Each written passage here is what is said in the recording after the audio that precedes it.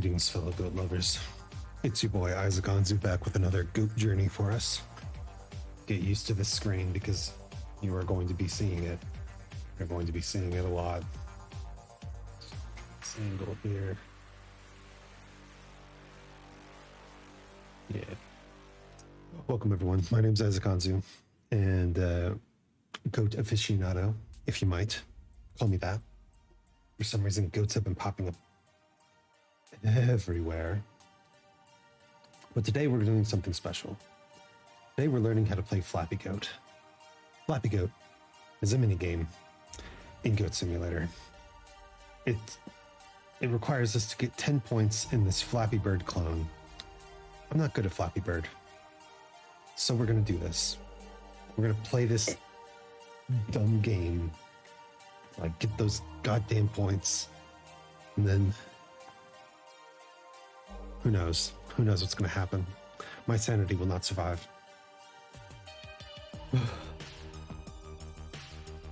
Let's get started. All right. So far, so good. My R key is going to be taking a real beating today. So you kind of have to like time the flaps, right? You can't just flap super fast. You have to get used to the flap, flap, flap, flap, flap, flap. Get achievement, get achievement, get achievement, flap, flap. See, that's 2 points already.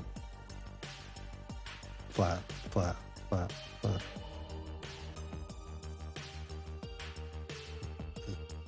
Flap, flap, flap, flap, flap, flap, flap, flap, flap, flap, flap, flap. Get achievement, flap, flap.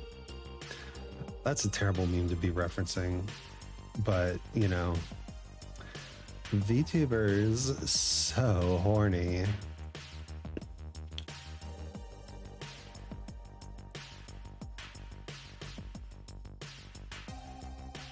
Can't wait to break 100,000th rank. Oh my god.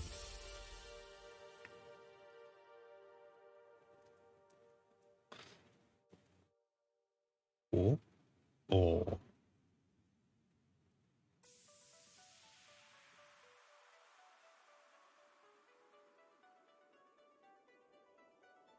Okay. So we're starting to get the flap timing down. I think the goal then is to just line it up, right? Line it up.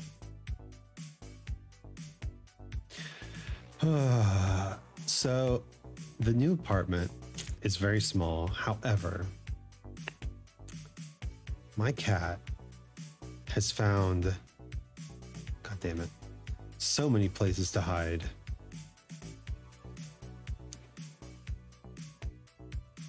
So, and we're not used to his hiding places now. So, in the old apartment, we would just look around for a little bit.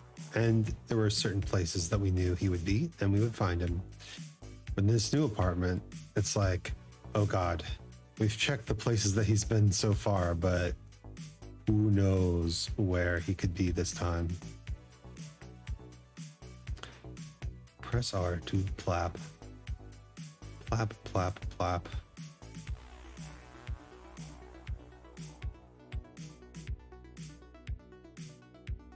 Oh my god.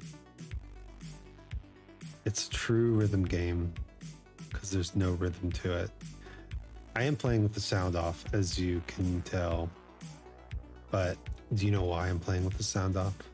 Because the sound provides nothing. The sound gives you nothing.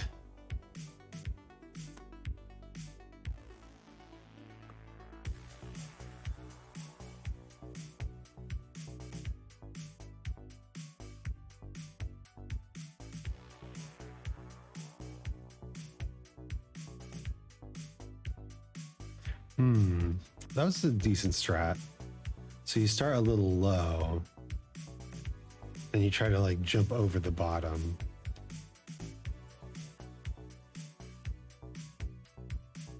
Yeah. Wait, that's really good. You try to jump over the bottom and then you don't get too caught up in the top. Right.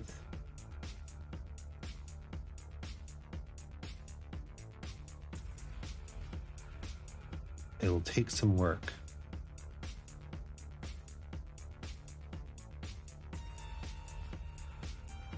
We're getting better at this game already. Incredibly. Don't worry, there's a ton more achievements to do. We have to do all the crafting achievements in DayZ, or GoatZ, I should say. And then, of course, we have to, there's 2 entire other DLCs, which is insane. So hopefully we can get this done in like, I don't know, an hour. Holy shit, new high score. 8 minutes to a new high score. It's pretty good. Oh, what's my new rank? Oh, top 100,000, here we come.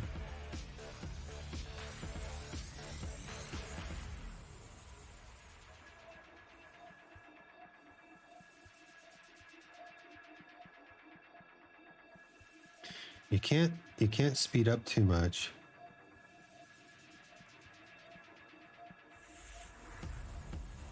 Can't speed up too much in the jumping over the bottom.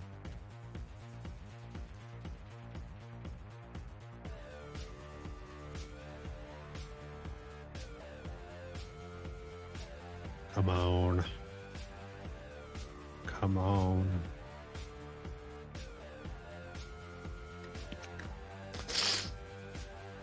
I think the goal is to like get this intuitive sense of the flap, right? And in order to do that, you need to make sure that your wrists and hands are not being abused.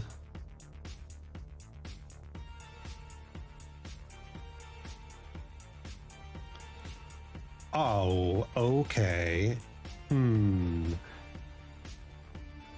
Tell me, does that look like it's touching? I don't think so. We've got a big ass on our, we've got a big ass hitbox on our ass. So there is another machine in the Goat Park, in the Goat City Bay, that supposedly is a little easier, but you know, this one's iconic, so I gotta start here. We'll switch over if we get to like 7 points and we can't do anything more than that. Look at that butt. Oh my God, Becky, look at that butt. I like big butts and I cannot lie. You other brothers can't deny that when a girl walks in with an itty bitty waist and a brown thing in your and a round thing in your face, you get sprung. Want to pull out your stuff because you noticed that butt was stuffed deep in the jeans she's wearing. I'm hooked and I can't stop staring. Oh baby, I want to get with ya and take your picture. My homeboy's trying to warn me, but that butt you got make me so horny. Ooh, Rumpelstiltskin, you want it? Rumpelstiltskin. Ooh, Rumpelstiltskin. You want to get in my Benz? Then use me, cause I ain't your average groupie. I seen him dancing with romance and it's sweat, wet. Got it going like a turbo jet. I'm tired of magazines saying flat butts are the thing. Take the average black man and ask them that. She gotta pack much back. So fellas, yeah, has your girlfriend got the butt? Hell yeah. Then turn around, stick it out. Even white boys got to shout. Baby got back.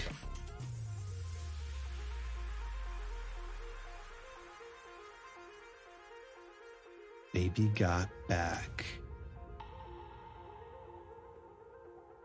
A little in the middle, but she got much back. Open up. Up. A little in the middle, but she got much back.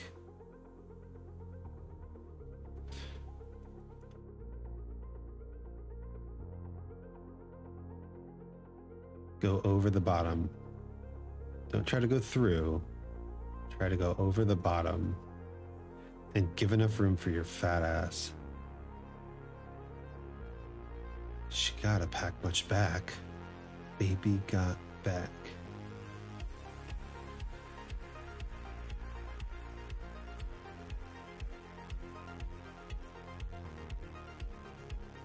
Ooh, so close.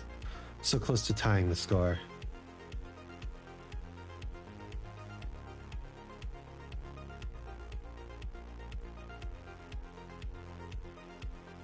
I can see why this would kind of become a viral sensation when it came out as Flappy Bird. Like, it's just the right amount of difficult that it's impressive when you get a bunch of points. Also, it's the right ease that anyone could try it.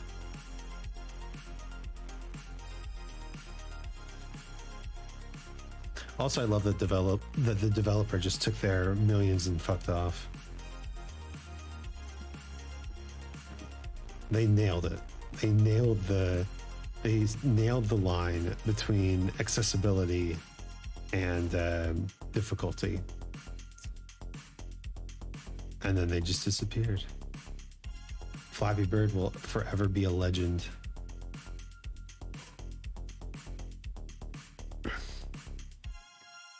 Oh.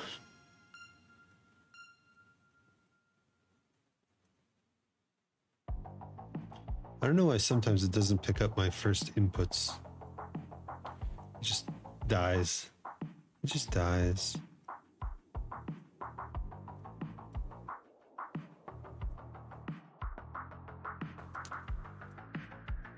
I did promise a Flappy Goat Rappy Goat stream. Flappy Rappy. I'm sorry, Miss Jackson. Ooh, I am for real. Never meant to make your daughter cry. Well, we're gonna copyright strike if I do the verses, right? My baby's drama mama don't like me. She be doing things like having them boys come over from me to the studio trying to fight me. She need to get a piece of the American pie and take her bite out. That's my house. I'll disconnect the cable and turn the lights out and let her know her grandchild is a baby, not a paycheck. Private school, daycare, shit, medical bills. I pay that. I love your mom and everything, but see, I ain't the only one who laid down. You want to review up to start a custody war. My lawyer stayed down. She never got to hear my chances story. She was divided. She never got the chance to hear my side of the story. We was divided. We had fish fries, cookouts for my child's birthday. I ain't invited. Despite it, I show her the utmost respect when I fall through. All you do is defend that lady when I call you. I'm sorry, Miss Jackson. Yep. Me and your daughter, we got a special thing going on. You say it's puppy love. We say it's full grown. Hope that we feel this way forever. You can plan a pretty picnic, but you can't predict the weather. Miss Jackson, 10 times out of 9. Now, if I'm lying, fine. The quickest muzzle, throw it on my mouth and I'll decline. King meets queen, then the puppy love thing together. Dream out the crib with a good year swing. On the oak tree, I hope we feel like this forever. Forever, forever, ever, forever, ever, forever. Never feel that long until you're grown. And notice that the day-by-day ruler can't be too wrong. Miss Jackson, my intention were good. I wish I could become a magician to abracadabra all the sadder. Thoughts of she, thoughts of he, thoughts of me, asking what happened about the feeling that her and me had. I always pray so much about it, need some knee pads. Things happen for a reason, one can't be mad. But know that everything is cool. And yes, I will be present on the first day of school and graduation. I'm sorry, Miss Jackson. I am for real.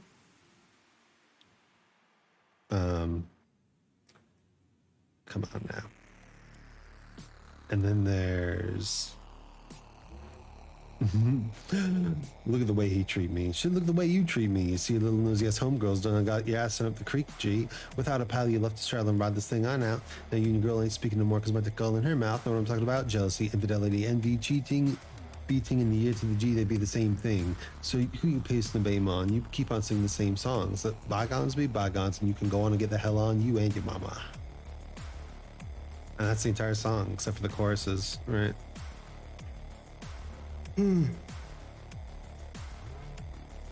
All right, this ass thing is starting to bother me. This ass thing is starting to bother me. Ass too big. Let's see if Goat City Bay does any better. I don't know what that wall run skull thing is. It feels like a reference beyond my time.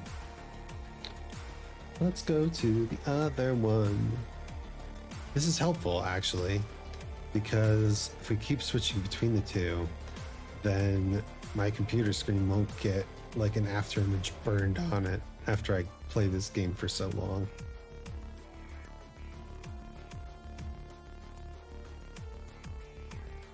Look, I'm using the entrance like a proper goat.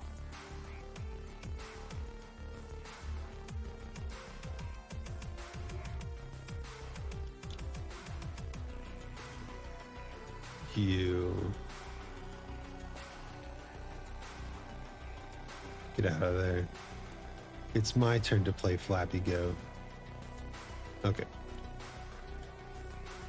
So apparently this Flappy Goat is a little easier. Let's try it. So far, so good.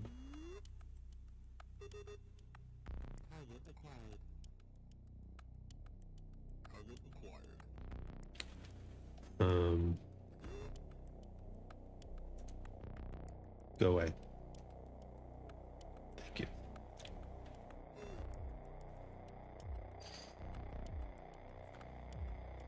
All right, remember, jump over the bottom. It's still got the butt, but it might be because it's like thinner. I don't know. In Guitar Hero, there's this cheat. I mean, it's a quote unquote cheat, right? It's just a mode now called hyper mode.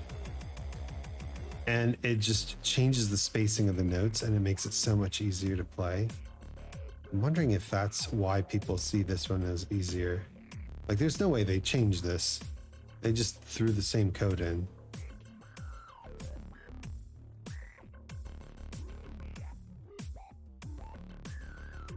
But I mean, this will still count. God, it would suck if this one didn't count for the Flappy Code achievement. But I kept my score, so it's gotta count.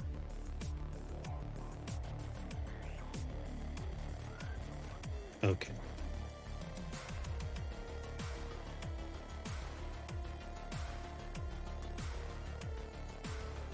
You. I hate you. Get out of here. Get out of here. Get out of here. Get out of here. Into the ocean with you. You don't get to stand back up.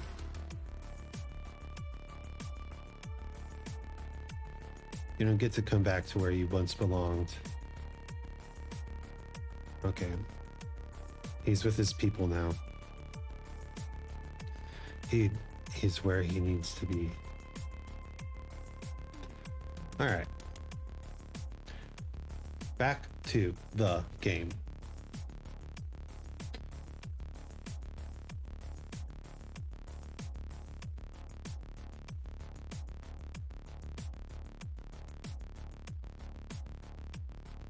Flap, flap, flap, flap.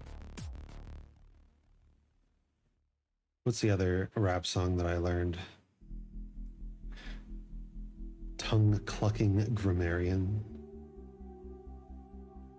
Yo, anybody wonder what you're up against? You get clucked at, dead to our best defense. You just relent. You're too bright not to do it. I got on that, onomatopoeic. And while I'm on the topic of frontalot's tongue, I should mention that it's knotted, but it comes undone. And as it unravels, the pluck amidst the discipline in your ear, stuck in your head like a hit goes.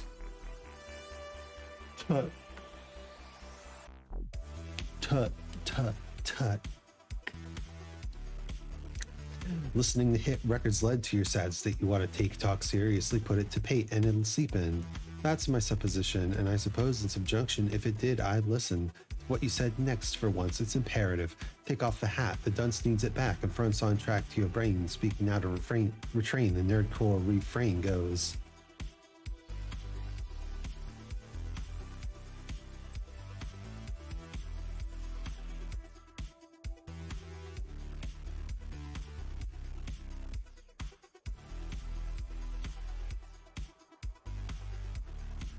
Just gonna turn on slow motion mode to make the head flapping a little bit less distracting.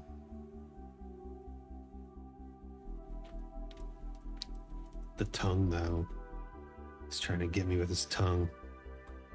You know this goat.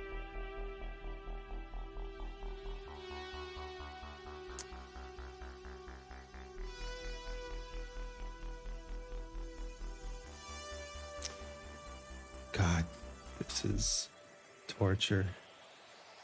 Play this little game over and over.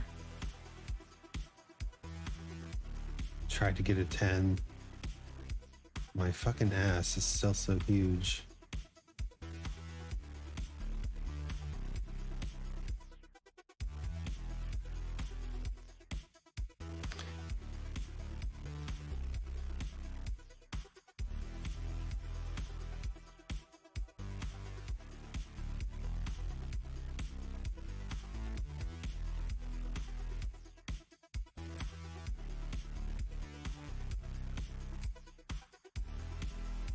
I wonder if there's a way.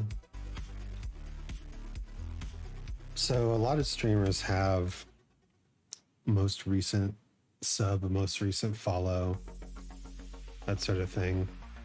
And that's all well and good. I wonder if there's a way to access the data of top subscriber, top follower, top chatter, most recent chat message. But it would make sense for a completionist like me to not have a most recent board, but to have a leaderboard. The ultimate incompletion.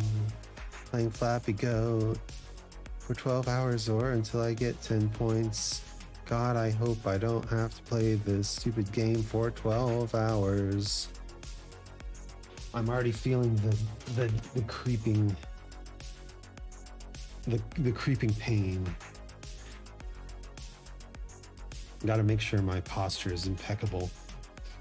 How else will we survive? And that head is still going, huh? I guess we could back up slightly.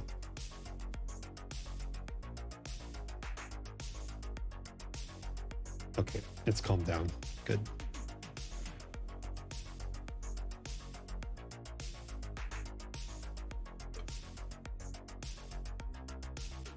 Is there an auto flapper?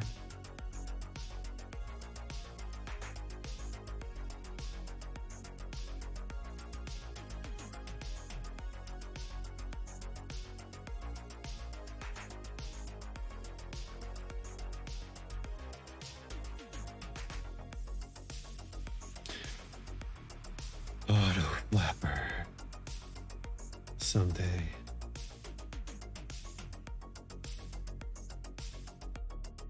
Flap, flap, flap, flap, flap, flap, flap, flap, flap, flappity flap.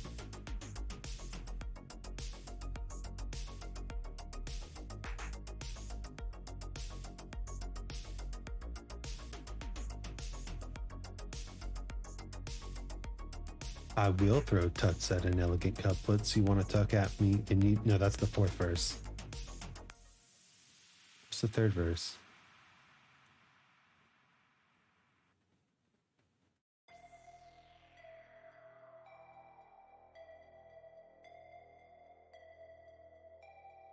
What's the third verse? Yo, anybody wonder what you're up against? Oh, quit arguing.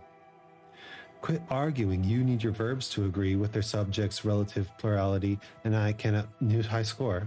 And I cannot believe the grad school will let you go when flunking is the only present participle that you know. Setting your flow. Oh, broke 100,000. Setting my flow by the modal auxiliary, yo. I should shall not to aim the artillery so high overhead, struggle to rise. One day issue the syllable that I emphasize goes tut tut tongue clucking grammarian, yo. Tut tut chicken punctuation. Tut tut tongue clucking grammarian, yo. I will throw tuts at an elegant couplets. You want to talk at me? You need more than luck, wits, and charm. When the tongue comes clucking every line, you lay down every error you tuck, and it's true. I've been guilty on more than a song. I don't preach how I practice, and that's left long. It's in mine, I'm gone. If it's mine, I'm gone. It's mine, I'm gone. Can't reverse engineer, but when you all fuck it up, me and I get to hear it. I was memorizing raps because I realized that I wasn't actually doing a whole lot of rapping. And now I am kind of doing more rapping, but in a different manner. Or again. We're starting to get further.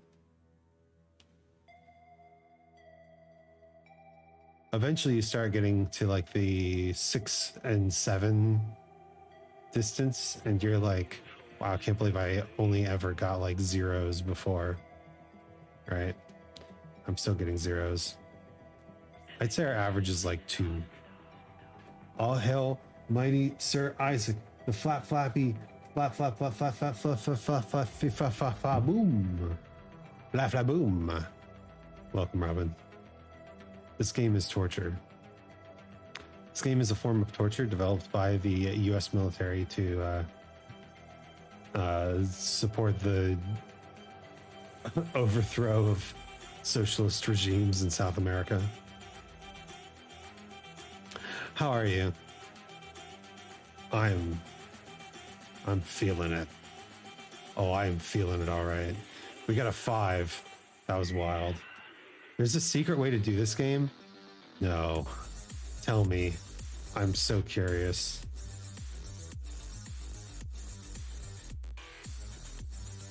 You just hold or go all the way up. Alt and F4. God, I wish. You got my hopes up for half a second. I'm in pain. Where's the... Can we hack into the game files? Where's the Flappy Bird high score equals 100? The goal is 10. We got to 5.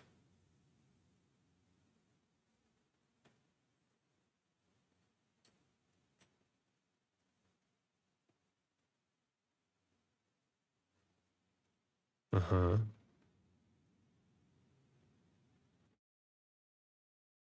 Goal is 10, and we got to 5. Music? Music.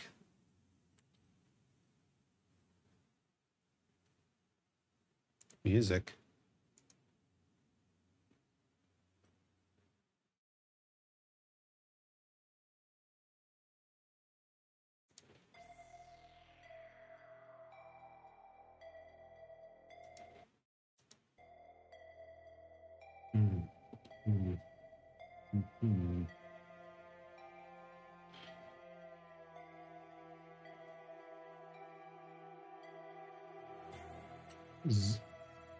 Zoom this thing, put the game in bordered window mode, zoom it up in OBS, project the OBS screen on your monitor. See, I would, but I get the feeling that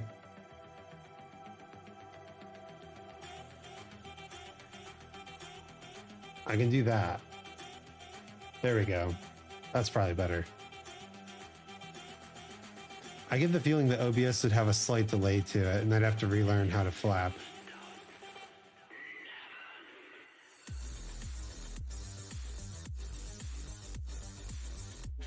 This is much better.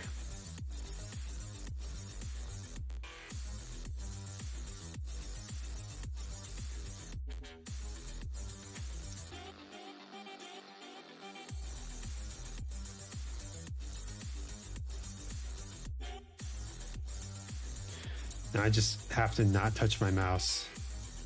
Or if an earthquake comes, I am just screwed. Mostly I'd be screwed if an earthquake came because I'm on the like 4th floor of a building. But yeah, I mean, also I would lose at Flappy Goat if that was clear.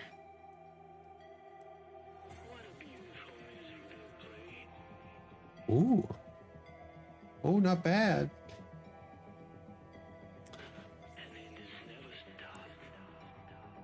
Yeah, this game is hard. Why did I think I could do this? What's the point?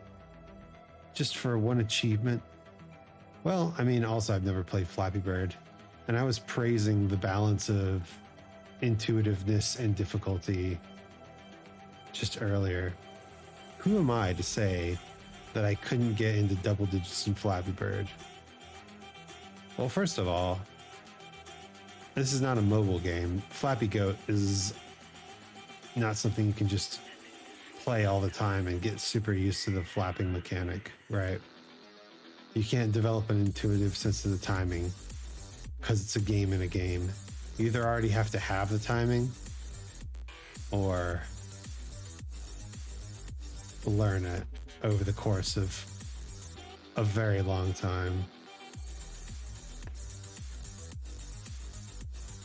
I've been playing this game for half an hour now. This is going to be like that Cuphead stream where I spent the entire stream just fighting the one boss, the dragon, and I got slowly more unhinged. In addition to torturing myself with Flappy Goat, I'm also doing a sugar cleanse. I'm doing a no sugar week. No sugar week. I'm on day 3 of no sugar week. I had a bowl of cereal yesterday. The cereal had 0 sugar in it. The milk had a little bit of sugar in it, and I'm worried that that might have screwed up my thing. But yeah, it's time to eat the sugar. Not eat the sugar. My brain is fuddling up my words. It's time to hide the sugar. Okay. This song is clearly broken. It's just like, can we do that? No, we can't. The heck? Okay. I need to turn off my music and turn it back on. Sorry, give me just a second. Music is very important. How will we survive without music?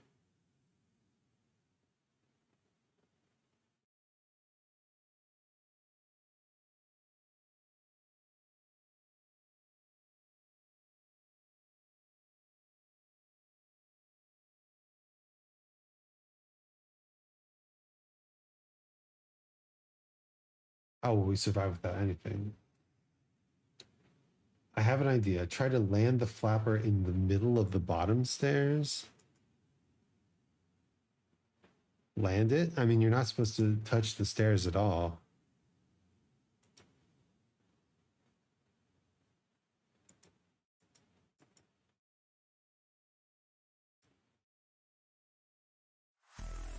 There we go. Music's back, baby. Like that.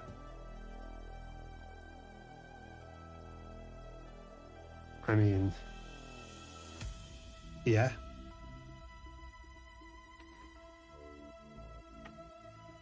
As close to the middle of the bottom screen.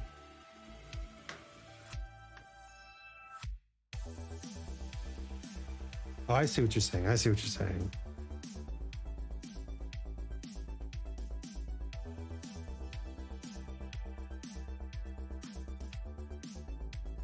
Yeah, I see what you're saying. Yeah, I think that's right. The goal is to jump over the bottom, not go through the top.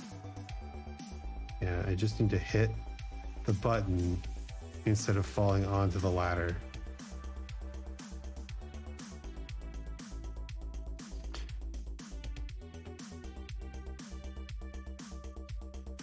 Hit the button. Hit the button.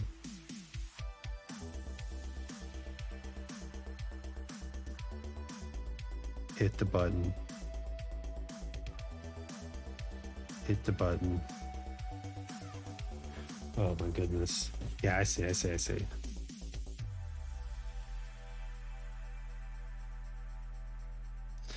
Yeah, and I mean, I'm I'm getting the hang of it. I'm doing it.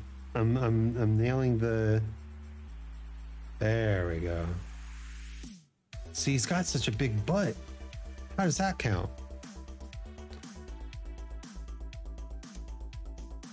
It shouldn't count, but it does.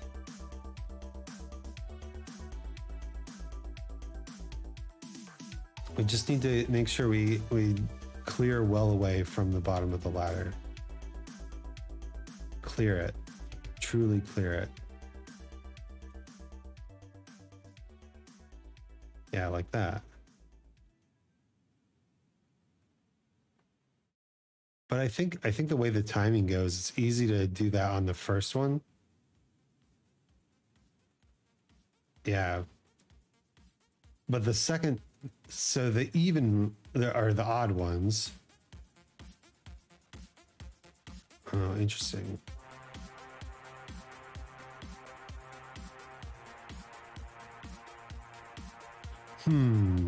There's a formula to this. I'm starting to pick it up. What's the formula? We do a double tap.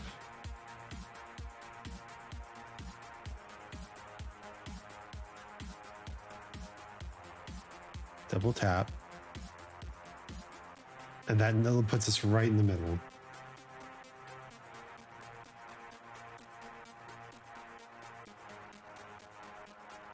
And then see the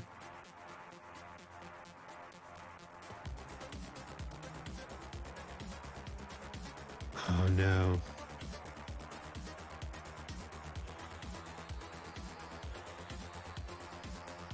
Okay, so you have to take a kind of different approach with the odd and even ladders. They're spaced in such a way that you can't use the exact same approach.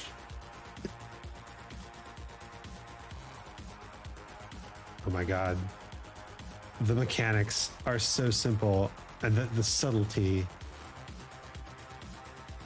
the subtle difficulty. Yeah, see, it's just like on the second ladder, you almost jump over the ladder. You don't land on it, right? But can you? So if you do a double tap,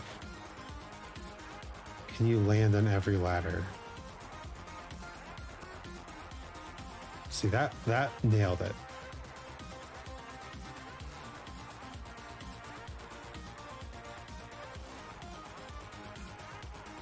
Holy shit. That's it. That's it. Oh my God. Okay.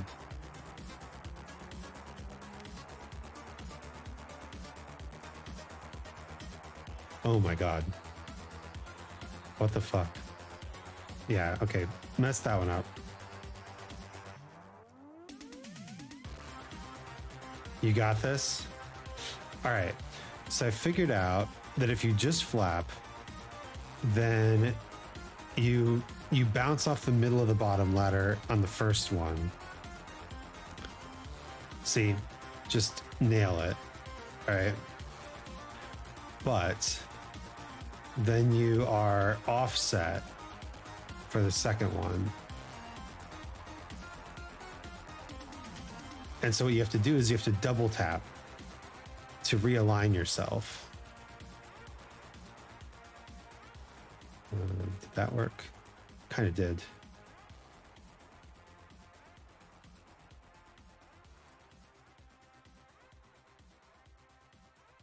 Yeah. But then because you double tapped on that one, you pretty much have to double tap in between every ladder, except before the first one.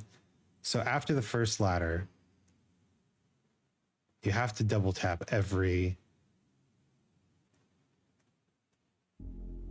I see.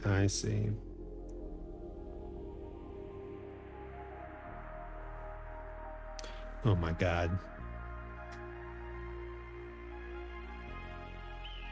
The subtle mechanics. See, look, I'm perfectly aligned. Oh.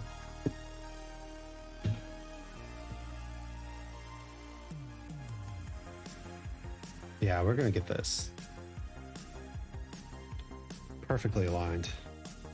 All right. Just gotta execute now. I'll probably figure out another mechanic before I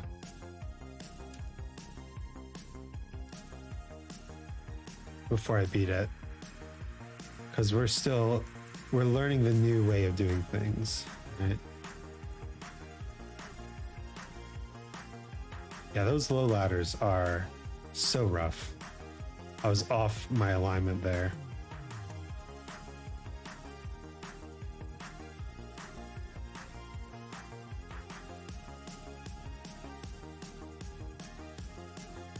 So I wonder if you can use your alignment to kind of tell how you should be flapping.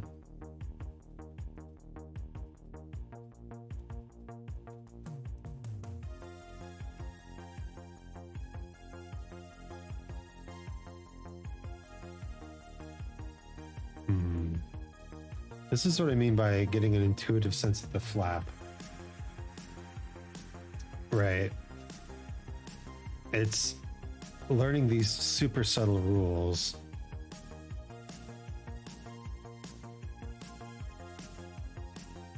Do the goat modifiers affect this game? Unfortunately, they don't. I wish. They affected the other game, but we tried slow motion. We're actually in slow motion right now. We tried overloading the game. We haven't tried time stop, but I can't imagine that would be too helpful.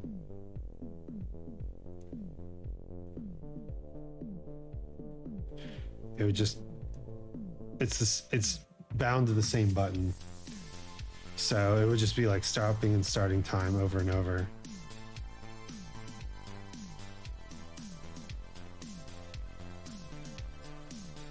Mm-hmm.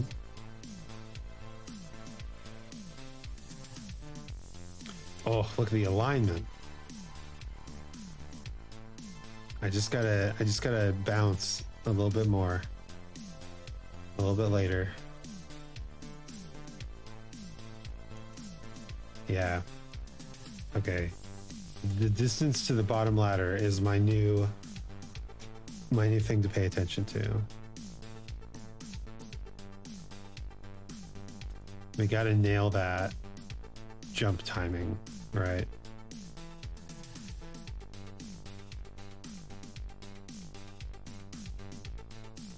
Yeah.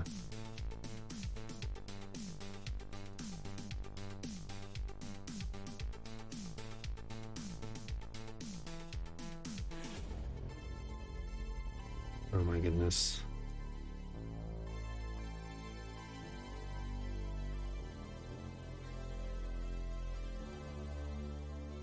Strategies for Flappy Bird.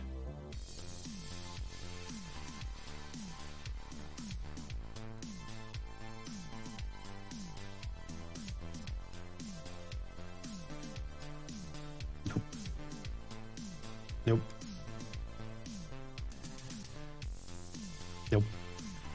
Gotta get closer.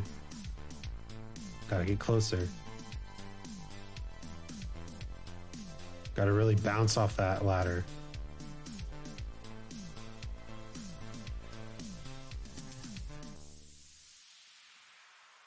try this in the room that has the game too. Yeah, that's where I started.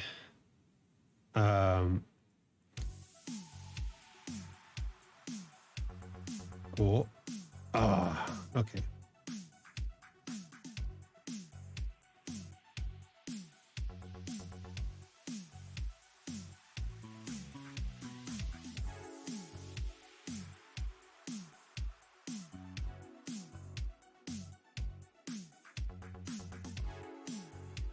Jump over the bottom. Jump over the bottom.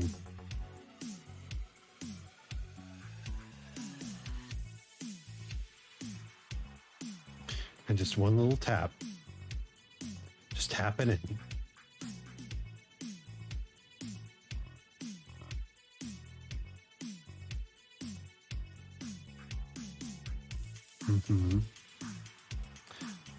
Keep doing the double tap. So many things to remember.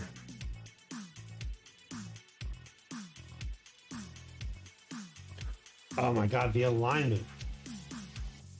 In that room, there's a way to zoom it almost full screen. There is, but I don't think it makes much of a difference.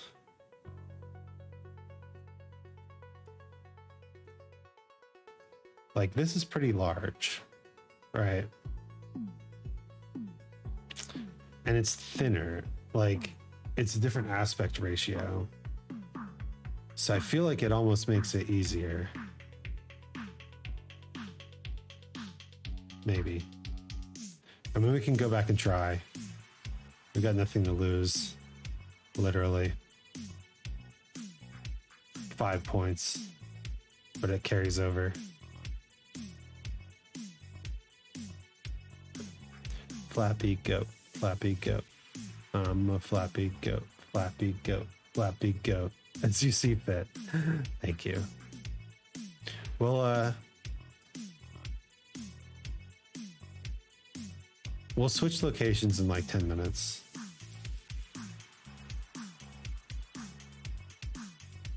That way this image doesn't get burned onto my computer screen.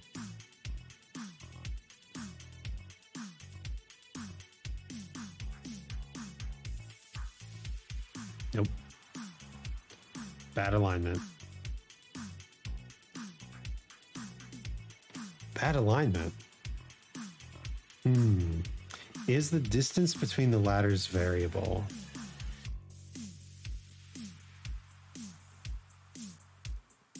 I don't think so. Hashtag burn. No, I don't want to be burned. Too early.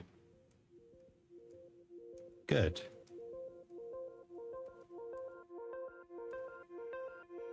Too early. Good. Starting too high. Too late. Too late. Too late. Good alignment, though. Doesn't look variable by viewing. Okay. That's probably for the best.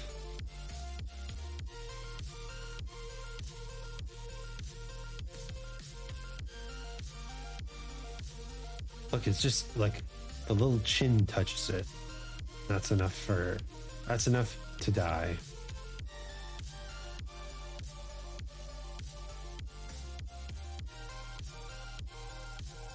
Oh, we don't like those low ones.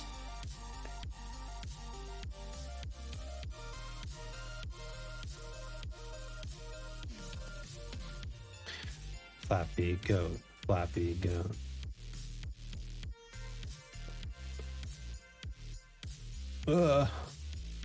Flappy, flappy, flappy, go. Go.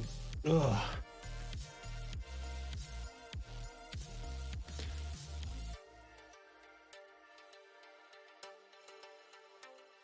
All right, I'm nailing getting onto the middle. But then I need to work on my timing of getting off the middle. Now I'm going in too high.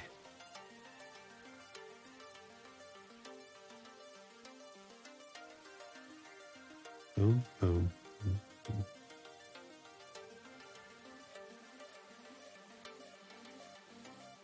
I'm keeping... So obviously I'm not like getting points all the time. What I'm doing is I'm trying to play while looking at different things, right? Like right now I'm looking at the chin. I'm looking at that chin and I'm trying to see the lowest point that the chin touches when I jump. Getting an intuitive sense of chin physics. Chin physics. I've been watching a YouTuber called Meat Canyon recently. He does these little, like, very disturbing animations. And the chin physics just reminds me of a Family Guy one he did where Peter Griffin just, like, tugs on his chin and it just goes... I mean... His chin looks like balls. We all knew this. They made a joke about it, even.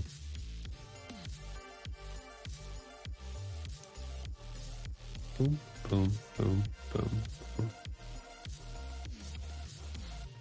The idea is that if I keep looking at different parts of the game, like ladder height and ladder distance and chin length and all this sort of stuff, right?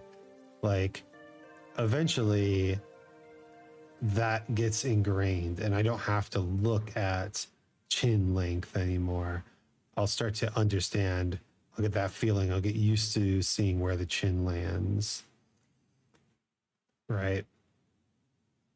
And then I can start looking at different stuff.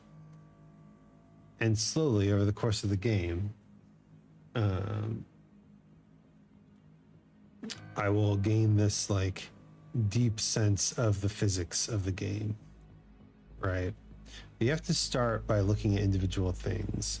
You can't just play the game and expect to get it, right? You have to take it chunk by chunk. Humans are good at finding patterns. Chimeras too. But if you don't focus on individual elements, it's harder to see the patterns, right? Like, it's like weather, right? If you just focus on wind speed or temperature, you can see patterns, but you're not going to get the whole picture. You're not going to understand the weather, right? But you have to start with understanding the temperature, right? Because the temperature is a huge part of the weather.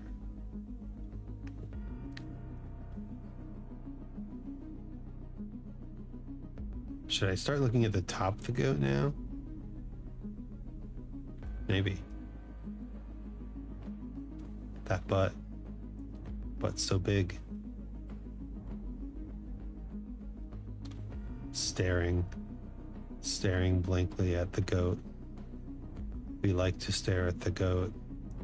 The goat is good. The goat is great. Yedesu goting de.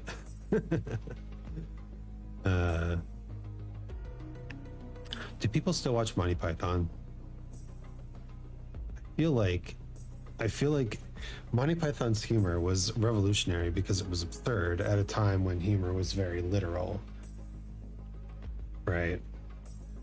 Monty Python did absurd humor. Mel Gibson did like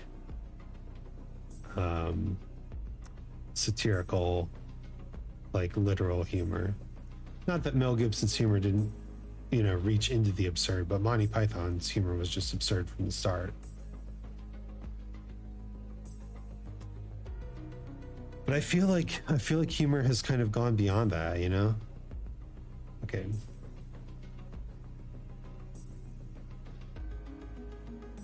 Humor has evolved.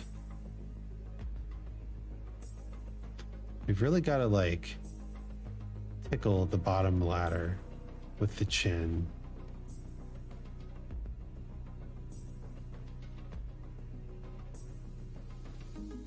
This has got to be like the rarest achievement.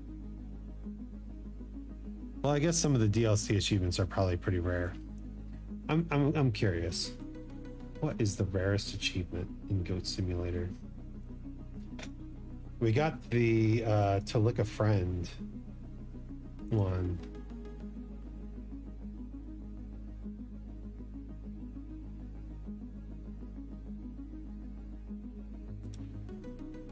Global leaderboards.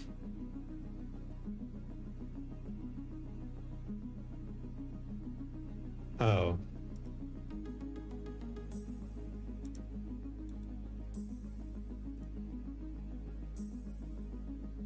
Wait, why is everything 0? That can't be right. View my achievements. You telling me nobody has any achievements in this game? I'm the number 1.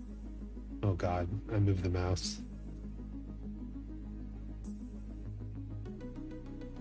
Everything's ruined. Okay, we're back. Maybe it's just an older game and these achievements aren't like good anymore. Maybe I'm alone in the goat world. The world of goat.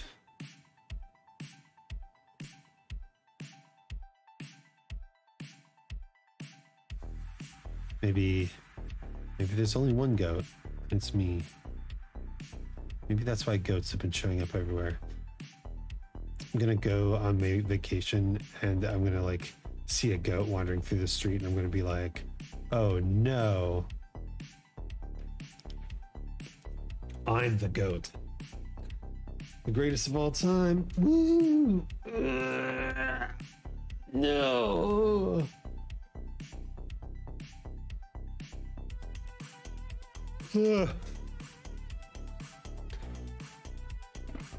Time to take a water break.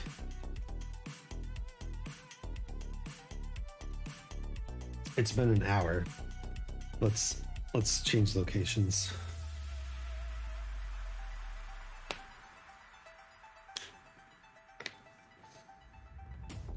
Why is it?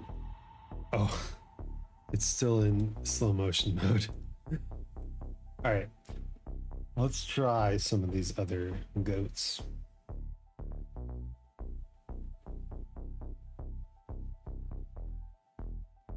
Where is it? The wheel goat. I wonder if the slow motion will persist. It does not.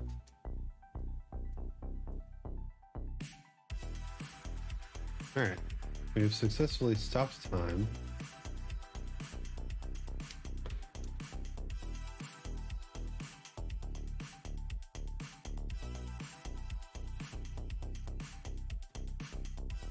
Mm-hmm.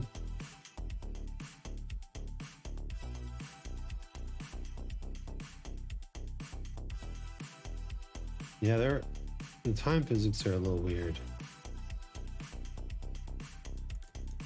All right, I'll get out of here.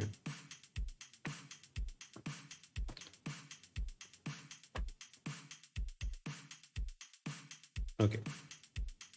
Is this going to mess up our...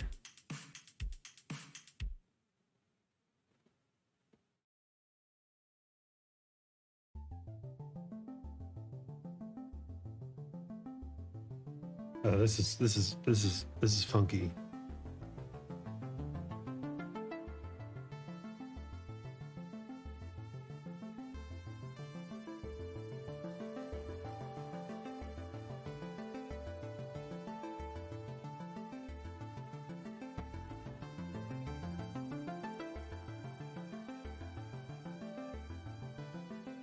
Yeah, I don't think we can use wheel goat. That's too much. Too much. Let's see. Tall goats. No. Feather goat. Giant goat. Space goat. Dove goat. Angel goat. Jetpack. We don't want that. Ripped goat. Beep boop robot goat. Italian dinosaur goat.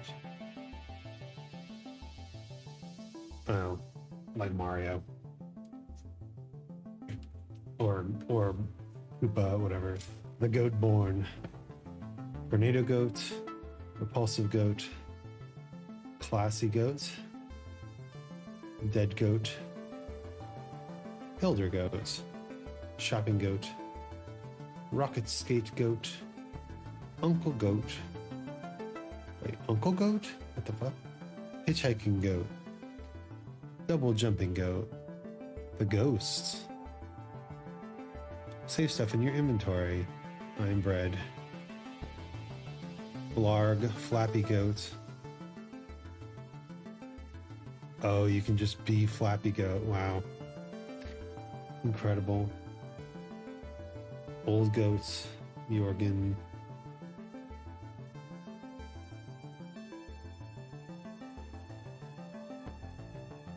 Goat. I'm just gonna look up flappy goat help.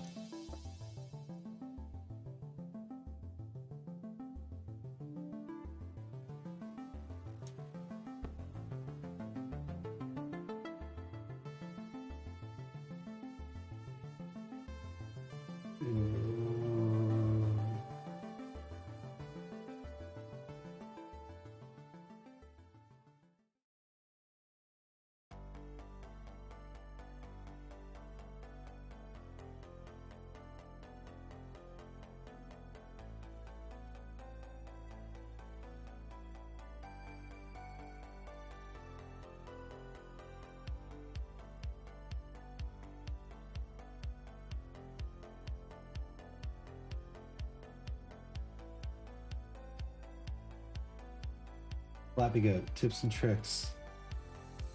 What makes flappy goat so hard?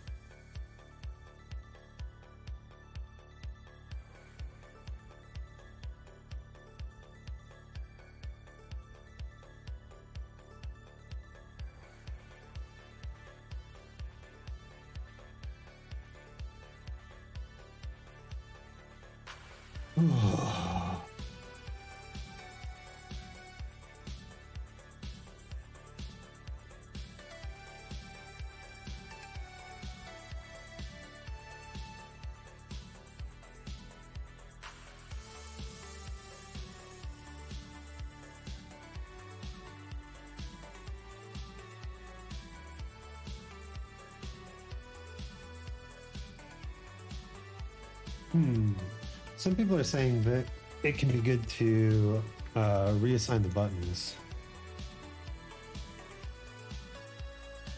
So what if I go to key bindings and then my special use left mouse button and attack on R. So let's go back to Goatville. So now there is a now hold up a second.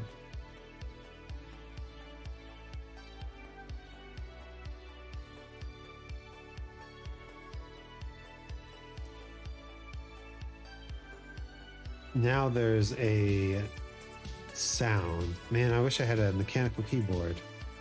Now there's a sound when I do this.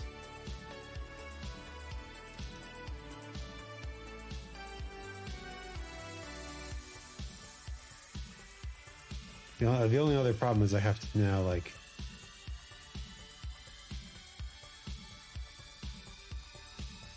use the mouse, right? Which also moves it. So what if I key bindings?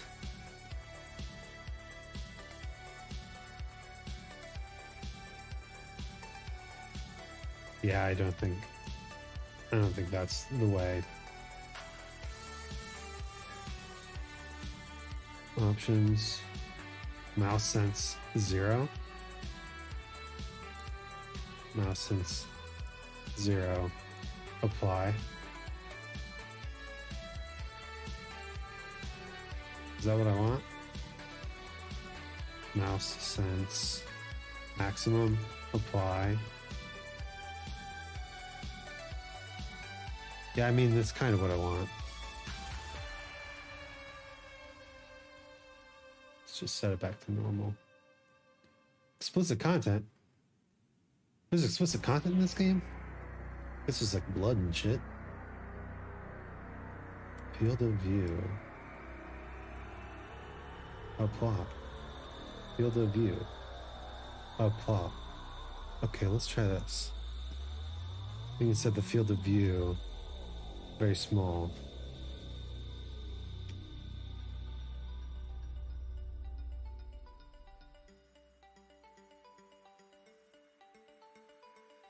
Yeah, just like focus on the bottom ladder and chin length away from the bottom ladder.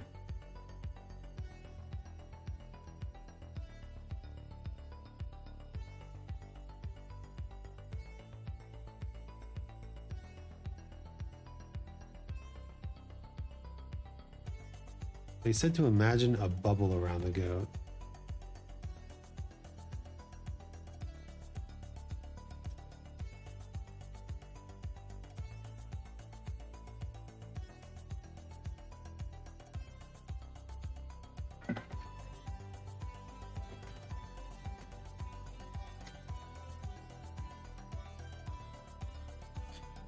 My cat is yelling his head off right now. I don't know why. Well, I mean, obviously why. He's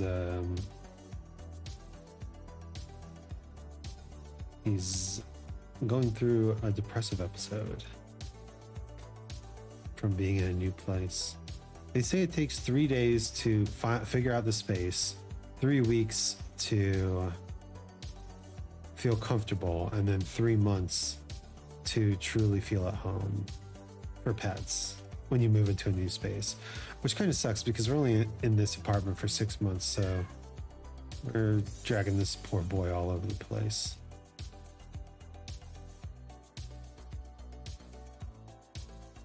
But he definitely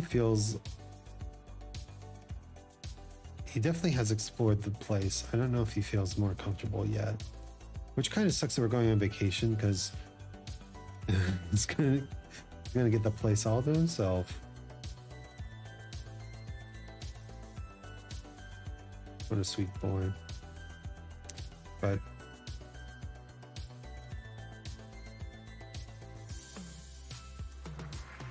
yeah, so I'm noticing them hitting the top ladder too much.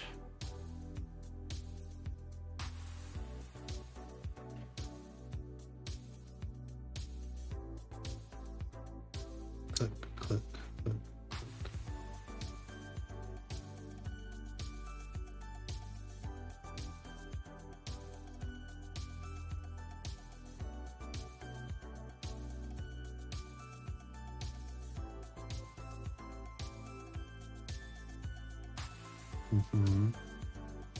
Just watch that chin. Get that chin on that ladder. As close as you can.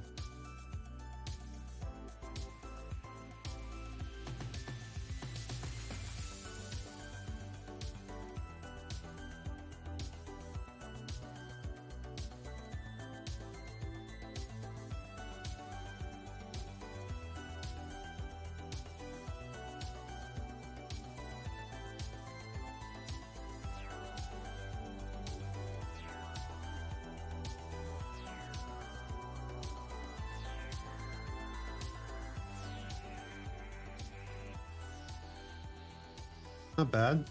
We're getting there. Goodness. Oh, we in the room. Cool. Yeah. I said I'd give it 10 minutes. Listen, I don't want this game burned into my computer screens. Put Goat's head in the wall and then start the TV. I mean, it starts automatically. And we can go closer. We can go closer, but then the goat like actually gets in the way.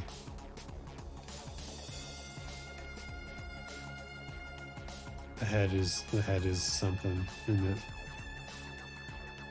it? Actually, oh, look at that. Okay, don't touch the mouse. Don't touch the mouse. We are as full screen as we can get it.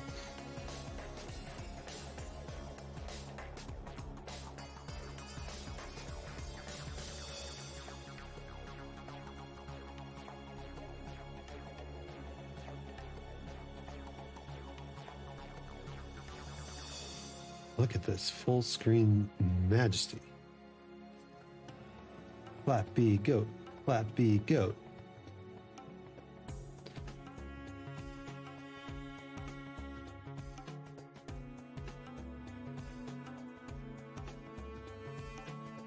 Yeah, I changed my FOV to the lowest setting, so we're very zoomed in.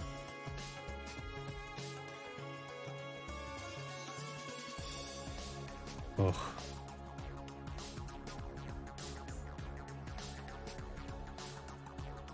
Watch the chin.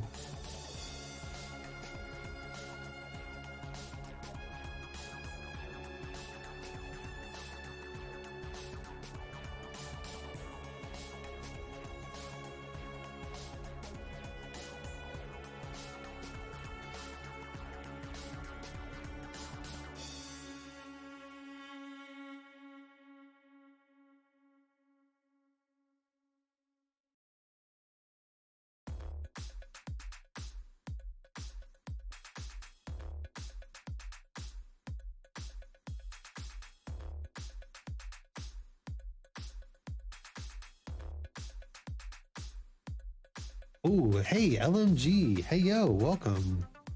How's it going? Welcome to the stream. I'm learning how to play Indie Darling, Flappy Bird, Goat, Flappy Goat. Indie Darling game, Flappy Goat. Got any tips and tricks for this torturous game? We've been at it for an hour. Going well, chilling after a busy week. Awesome, awesome. Yeah, you've been super busy lately. Getting that arrow strike out there. So cool. Yeah, I'm actually also, I don't know, involved in a video game. I'm not the right person to ask about Flappy anything. I'm bad at it. Yeah, I never played it when I was on... when it was on mobile. Maybe I should download it on my phone. Flappy Training Arc begins.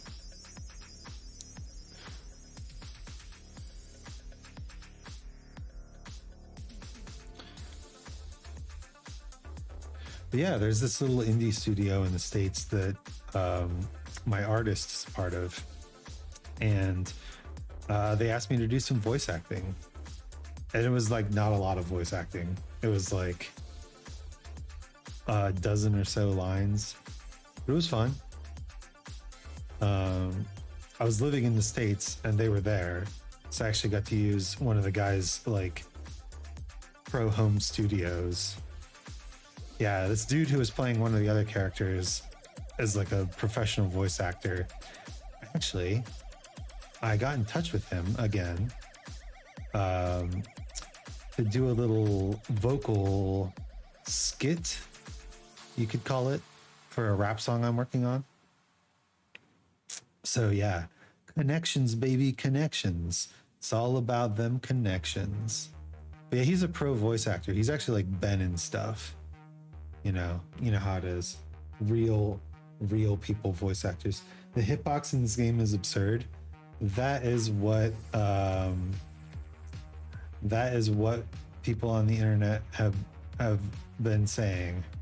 I've been reading tips and tricks, and people are just like, "Yeah, fuck this hitbox," because it is just a square. It is. Can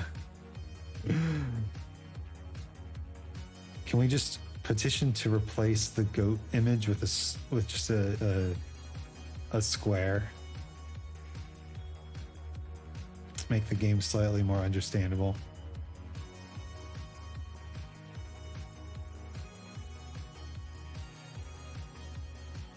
Not only a square, but it's a square that's way too big. I know, right? But I mean, this is like a trash mini game in the trashiest trash game of all time. So what do you expect? They put this trophy in here just to tease people like me. Tease people like me who can't go without getting these trophies. Or say, play our trash game. Play our little trash game, won't you? We know you will. 10 points in Flappy Goat. These motherfuckers.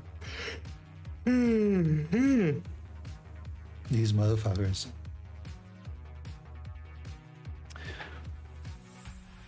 But yeah, it's a cool little project, and I don't know how much I can talk about it, but I mean, there's like a trailer out, but I have no idea like what's going on. It's been 2 or 3 years, something like that, since I recorded that shit. I guess that's like normal indie game shit, right? How long does it take to make an indie game? Nobody knows. They just appear. It's fun that you got to do voice acting. Yeah, put it on my resume. Although it was also cool, the guy who was, how long does it take? Yes. Yeah. Successful indie games are always the games that appear out of nowhere, right? Because then nobody's like expecting them. You know, like, how long did Undertale take? Who the fuck knows? It just showed up one day and it was completely done. And we were all like, wow, amazing game. How long did it take? And he's like, yeah, years. Yes, it took a while. But then when you get these indie games that are like, oh my gosh, I made a 3D model of a squirrel with a gun, and I'm going to turn it into a game. And people are like, oh, hell yeah, squirrel with a gun coming out next year. And the developer's like, yeah, next year. And it's not next year. And it's not the year after that either, because they start to realize that, you know, just because you have a funny model and a funny mechanic, you know, does not a full game make. Honestly, though, I hope Squirrel with a Gun does well when it comes out, whenever it comes out. That's a real game, by the way. I see it on Twitter occasionally. Squirrel with a Gun. I've heard about it. It looks really fun. Yeah, I mean, I was talking about this with Flappy Bird earlier. Like, the balance of difficulty versus accessibility, right? If you can get a really deep but simple mechanic, like the flap is just so good in Flappy Bird, right? Because it is hard, easy to learn, hard to master. Those are the best mechanics. And yeah, I can see why Flappy Bird kind of nailed it and took the world by storm for a little bit. My God. My invisible ass is... The clap of my invisible ass cheeks is alerting the ladders. I'm trying to sneak through the ladders, but the clap of my invisible ass cheek is alerting them to my presence.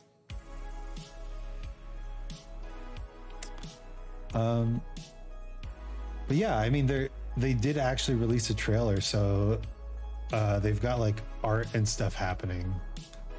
And my voice is in the trailer. So how about that? I have a professional voice acting credit and the media to back it up. Someday if the game comes out, you know, maybe that'll change and I can actually put a game on my resume. Holy shit. Whoops. Didn't mean to do that.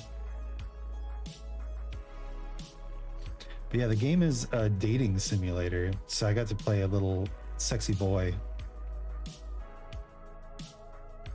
His name's Hugo. Isn't that funny? His name's Hugo. What a name. Try saying Hugo sexily. Oh, Hugo. I'm not making fun of the game. I'm really not. I'm super grateful for the opportunity.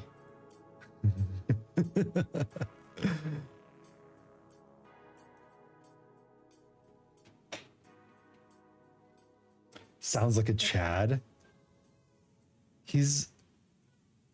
So from what I understand of the character, he's like a musician, which is, you know, possibly why they asked me to do the voice. But he's a musician, and also like he's trying to like get big on social media. Like he's trying to be like the band manager. And so I relate deeply to this character.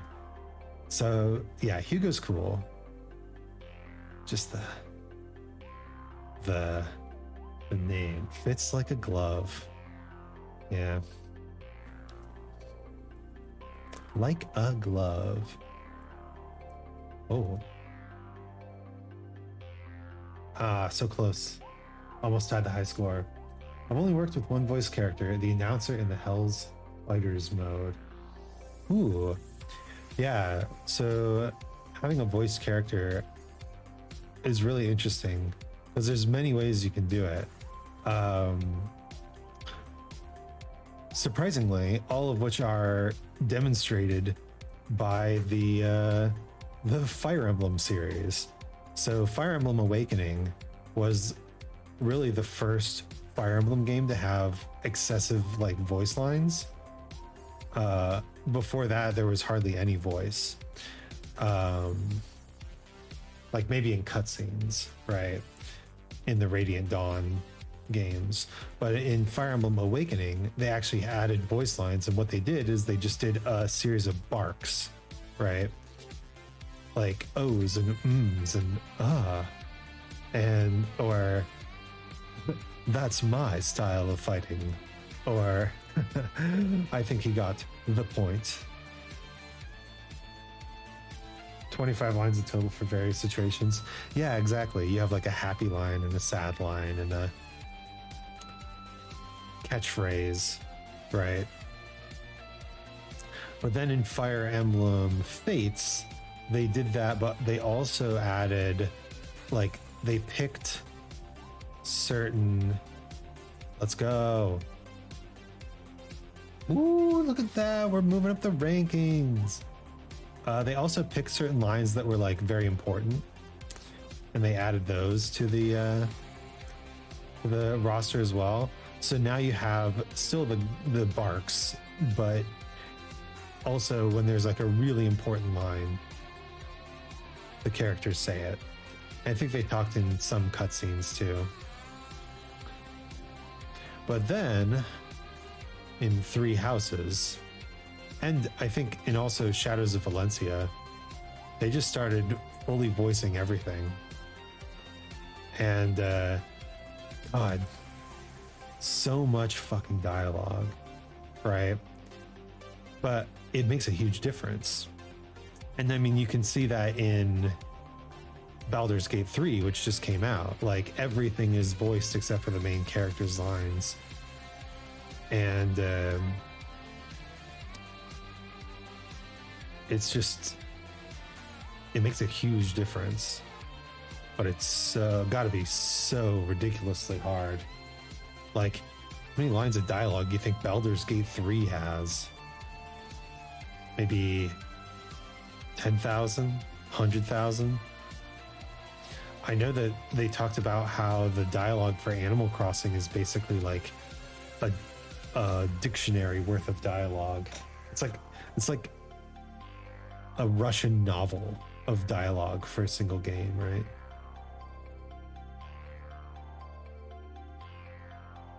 Oh, okay.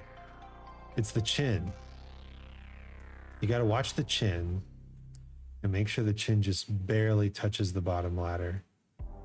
or barely doesn't touch the bottom ladder is more like, but never go too high.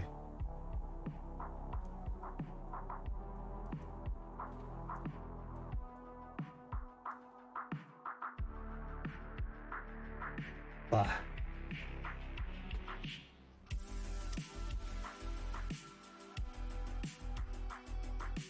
I'm constantly surprised at how much text and dialogue, character dialogue is in my game. Yeah, I think that as games have evolved, right? Because I mean, the first Mario game was the entire story is run left, right? Save the princess. There's 2 lines of dialogue in the whole game. Sorry, our princess is in another castle, and thank you, Mario, you did it, right? But as games have evolved, we've realized that what a powerful storytelling medium they are, and you just can't go back, right? What's the lore of Flappy Bird, right? That's the new thing. Horror lore games.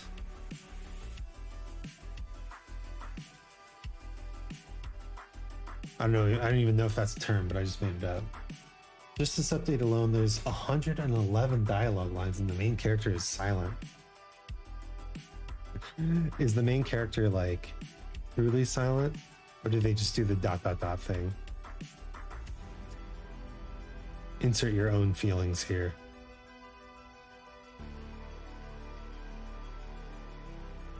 Ah, so close. They do the thing. Yeah. It's a good way to get people to like interpret your main character.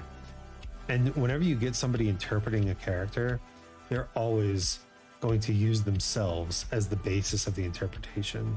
So it's important to have those moments where you let your character kind of think and react the exact way that you want them to, right?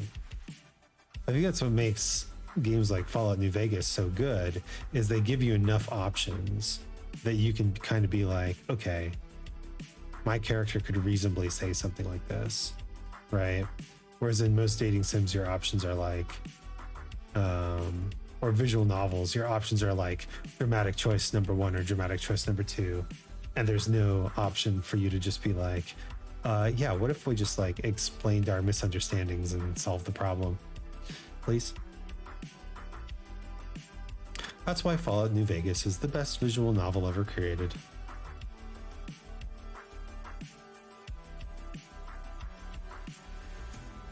Which is also super exciting that Khan is going to be playing Fallout New Vegas after he finishes Katawa Shoujo. I do have fun playing with how the other characters react to this character not talking. Some project themselves, others just keep talking or create a conversation, and a few stare into the mirror. That's true. It's not just the player who has to interpret the silence of the main character, but everyone else too.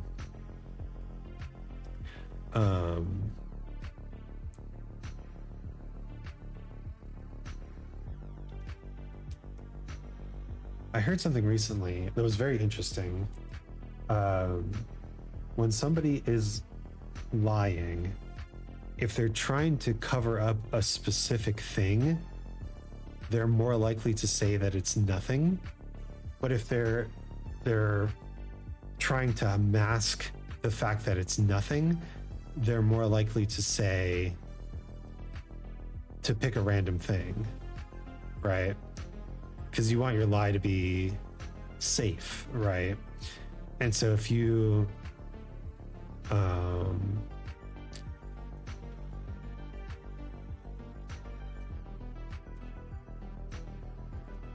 I don't know. I don't have a good example. If like you're taking a test and you're supposed to know the answer, but you have no idea, right? You're more likely to say something random, um, to hide the fact that you have no idea. You'd rather be like partially right than completely wrong. But if you are trying to hide the fact that you're cheating, you know, you're more likely to, and you, like, you know the answer, but you don't want to say you know the answer. You're more likely to say, well, I don't know, right? You're more likely to admit to your ignorance if you're trying to lie. Now, if you're trying to be truthful, right, then you'll just say, I don't know, or you won't be cheating in the first place. But the idea behind it is that if you can tell that someone's lying through body language or something like that, then you can use what they provide as a alternative, what they use as the lie, to kind of determine whether or not they're actually hiding something or they're just hiding their own ignorance, right?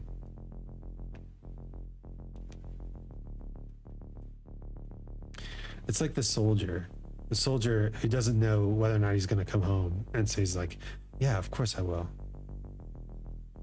Of course I'll come home. Of course I'm going to make it home.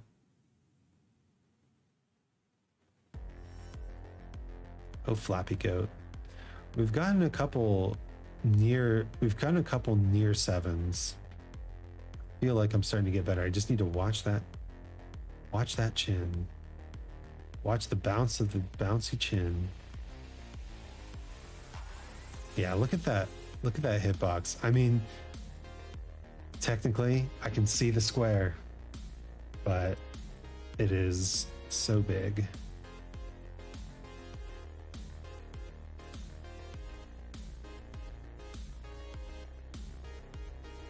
Has it been a half hour yet? It has.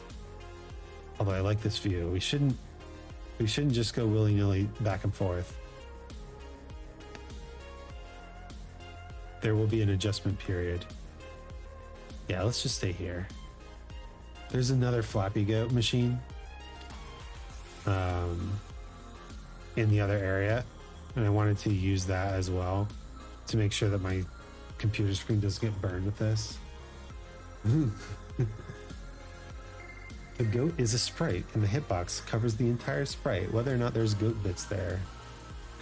I mean, there's also Pop-Tart bits, because, you know, Nyan Cat is hilarious.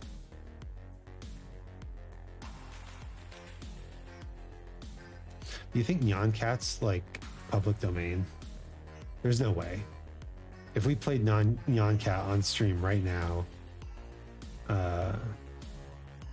it would definitely get copyright struck. 100%. You can't tell me I'm wrong. I refuse to believe. Come on. Bouncy Goat. I'm not sure if it's public domain. I do know some popular memes are copywritten. The classic example is Trollface. Oh yeah, did you hear that the cool S symbol that people would always used to draw on their notebooks and carve into their desks is now copywritten? Nowadays, most old memes turned into NFTs. Phew.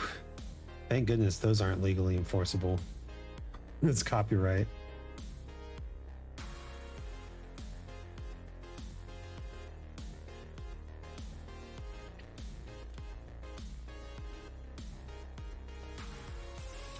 That's the problem with NFTs and coins and stuff like that, right?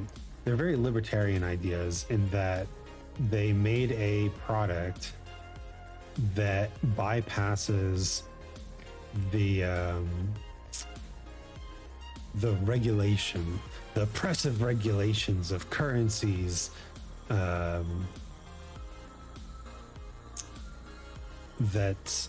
is used by whatchamacallit?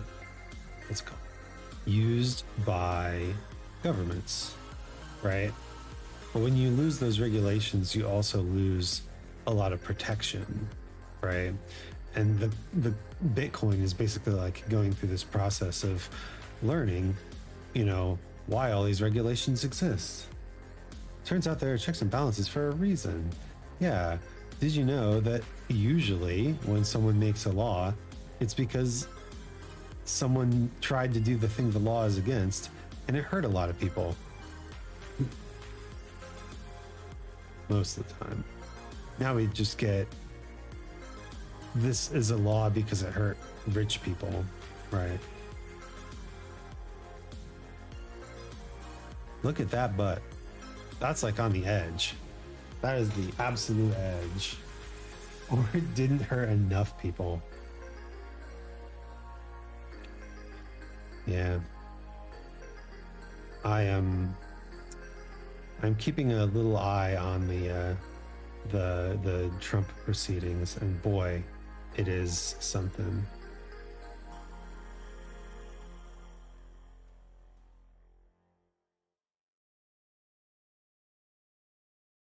Yeah, okay. Time to combine some techniques. Let's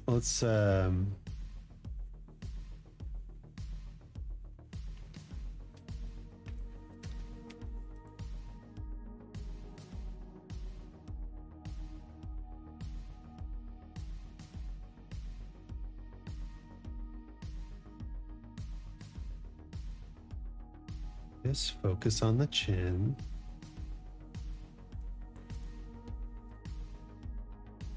Oh, focus on the butt. Imagine the bubble. Imagine the bubble. Imagine the bubble around the butt.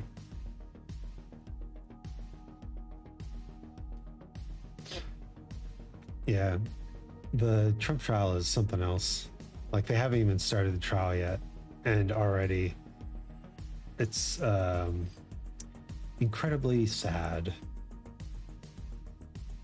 This man who has been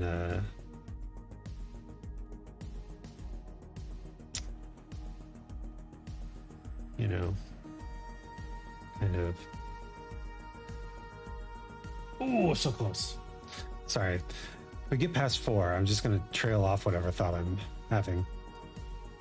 It's kind of sad that this dude who, you know, could have just retired and ate cheeseburgers and whatever, right? Got his ego bruised, and now he's all up in the government, trying to be a jerk about things.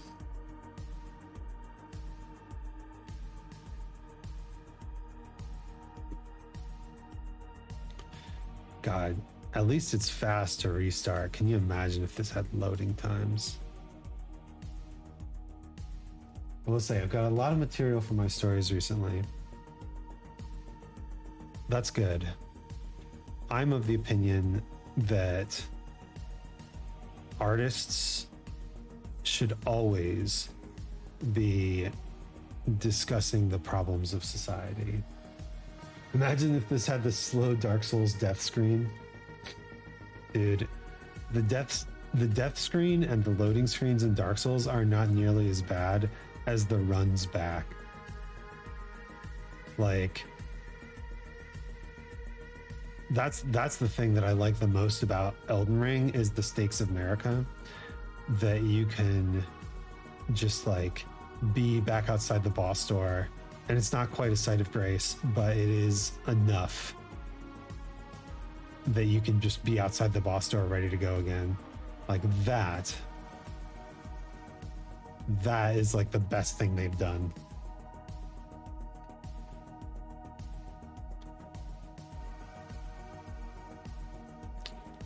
But yeah, I think if you're not making art about the times you live in, right, then your art is just going to serve as a escapism. The only Souls like I played was Jedi Fallen Order, and wow, some of those walkbacks were painful. Yeah.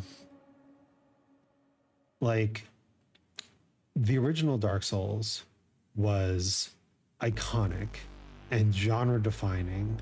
Absolutely, 100%. Can't deny that. But since then, they've made so many improvements. It's almost hard to play the old game, right? Like even in Dark Souls 2, they introduced a system where eventually enemies would stop spawning, which made the run back eventually easier, right? And then in Dark Souls 3 and Sekiro, I haven't played Bloodborne, but in Dark Souls 3 and Sekiro, they just started moving the bonfires really close to the bosses. So the walkbacks were not nearly as bad. There's always one walkback, though. There's always one walkback that's just ridiculous. And then Elden Ring added the half solution, right? It's not a bonfire, but you can respawn at it. The Stakes America. And what a great solution that is.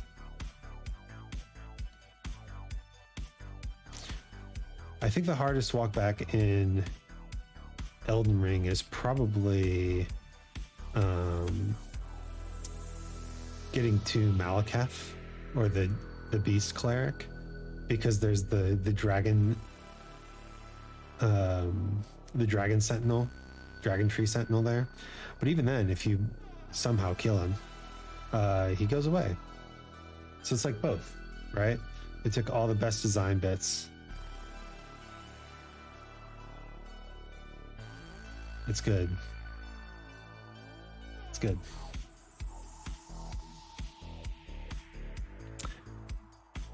Yeah. There's actually a really good video essay series about Dark Souls 2 by Mr. Harris Bomber Guy. I think everybody in the Souls-like community has seen his video on Dark Souls 2 and his video on Bloodborne, right?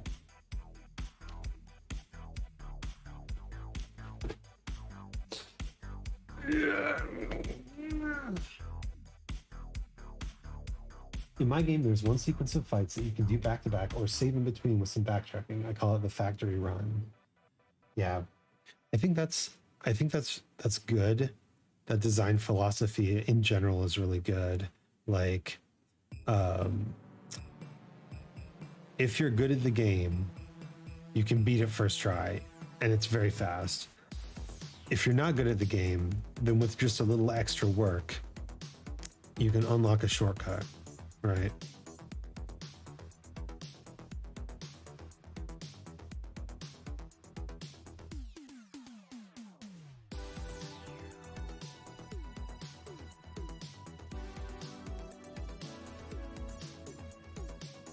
Can't wait to see the Elden Ring all achievements runs.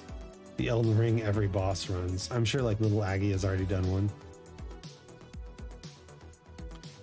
There are like 120 something bosses in the game total. Everything with a boss health bar.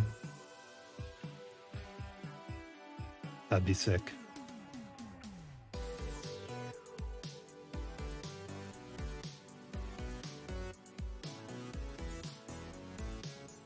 Come on. Come on, you goat. I'm not focusing on the chin.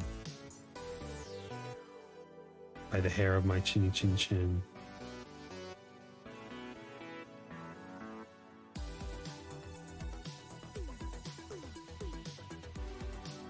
Starting to get a sense of this goat though. As one would hope after it's been so long. It's been so many years. How many years? Elden Ring 100% speedrun takes 3 days. I mean, you know somebody's working on it. Somebody's going to do the have sex with every character Baldur's Gate 3 run. You know it. You know it in your heart to be true.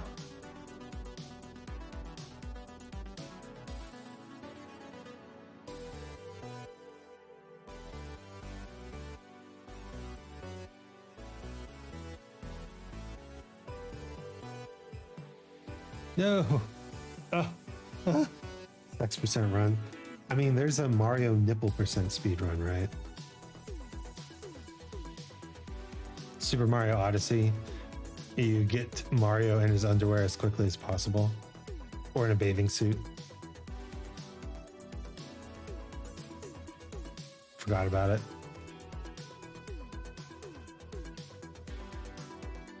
There was a, I remember back in the day, I used to get Electronic Gaming Monthly, the magazine, and read about all the new video games that were coming out. And I remember the day when they were like, oh my God, somebody discovered that in Grand Theft Auto 3 or whatever, there you could type in the cheat code hot coffee and it would unlock the sexy scene. And I remember like going on the internet and trying to find it, and I'm like, why can't I find this hot coffee scene? It's just pictures of coffee. But the internet was terrible back then. There's also a Breath of the Wild speedrun, 100%. I think it's around 8 hours at the moment. I mean, that's not too bad, right? If you really plan things out, Breath of the Wild 100% speedrun is really just like scouring the map in a very like ideal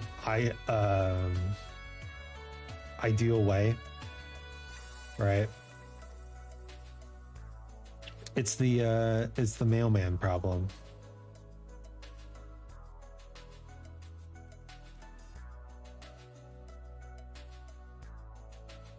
What's the shortest distance between a huge number of points?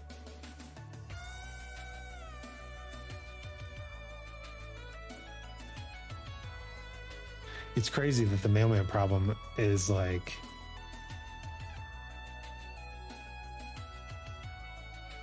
such a big computing issue. But I mean, it makes sense. You can easily see how exponential the calculations would get.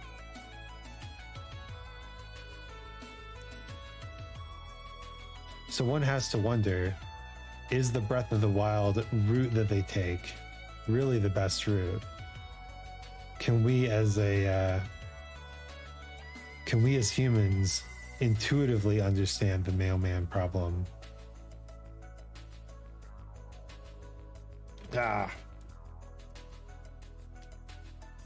Too low. Sometimes it just doesn't catch that first input.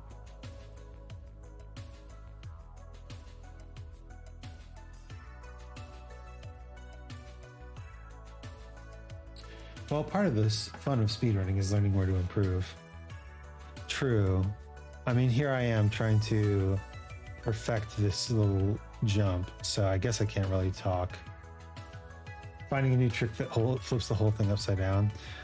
I mean, if you find a speedrunning trick that really like changes the game, then you kind of become instantly famous in the speedrunning community, and Summoning Salt makes a video about you, right?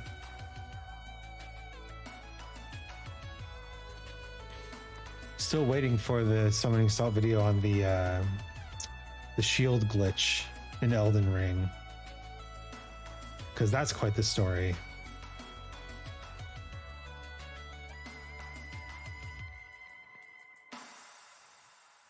Because I remember seeing that Reddit post where somebody's like, man, when I use my shield, it like teleports me weirdly.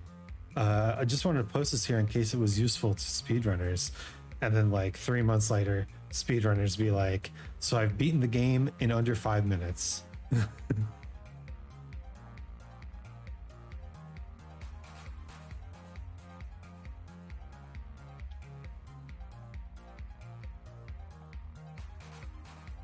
Yeah, that'll be a good video. But I think Summoning Salt focuses more like on retro stuff, because He's a Mike Tyson speedrunner. Mike Tyson's original Punch Out. I think he talked about doing like blindfold speedruns. I guess it's more of a challenge run than a speed run. But in those old games, like your skill at the game really does determine your time in the game. Like Mario can only run to the right so fast. So the faster you can do it, the more masterfully you can do it, the better your time will be. Although, you know, these Mario speedrunners with their half pixels and like tiny chunks of time packets or whatever.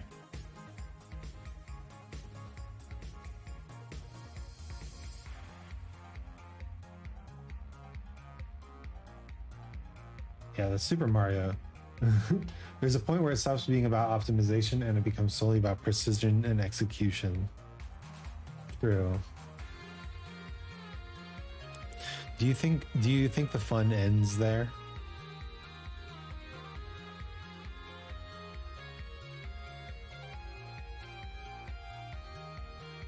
Because I mean, a big part of the speedrunning is just like exploring the game as completely as you can. Right.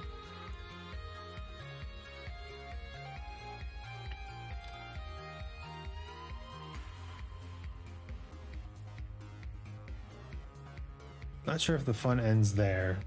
Some people really just enjoy doing whatever they like. Yeah, that's fair. So, speaking of speedruns and also Fire Emblem, the Fire Emblem Blazing Blade speedruns are really insane. If your fun comes from proven achievements, then yeah, it might not be the right place. Yeah, for me, I like to experience the full game, but for me that just means playing everything that the developer intended you to play, right?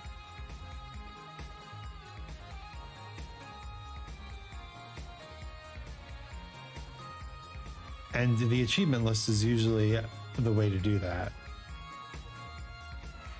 which is nice.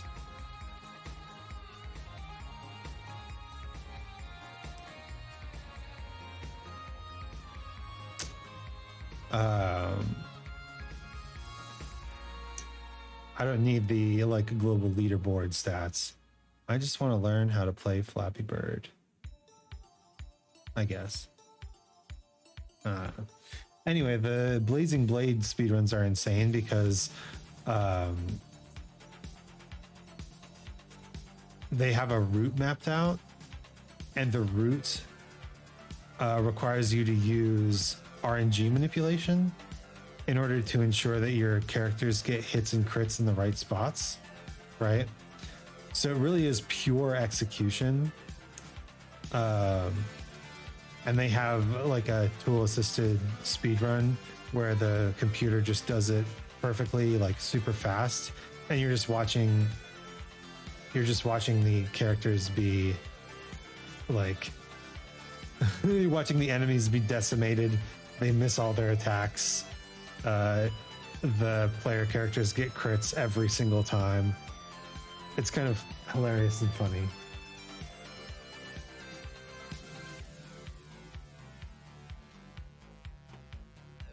Hilarious and funny. You can tell my brain is completely on point today. I've been watching this bouncing goat for a little bit too long. Just keep your eye on the bouncing goat.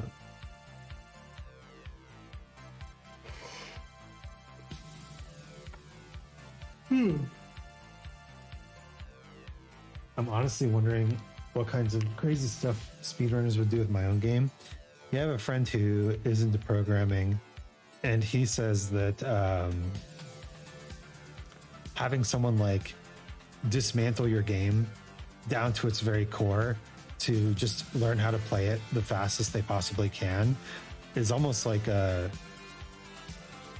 it's like a love letter, right?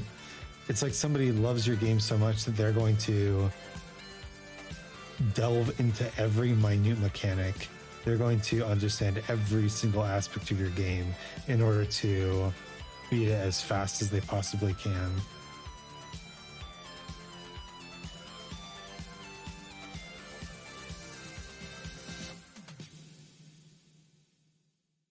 Like there's I think it's like Twilight Princess, where it's least amount of jumps, right? The run is least amount of jumps. It's not a speed run, and the run actually takes like 24 hours to do, because there's like one dialogue where if you choose a particular option, Link like takes a slight step back, and when he steps back into position, he's a little offset of where he was when he started. And so you basically have to loop that dialogue for 24 hours, and Link just gets further and further back until he clips out of the level, and then you can skip like a jump. And how do you get to that point? How do you get to that point in your life? Pretty much, I think the Getting Over It dev made a good dissection of the speedrunner game dev relationship. Yeah, true. I think I've seen that quote. That's more or less what I was saying. Like, speedrunning is a love letter. Speedrunning means you really, really love a game.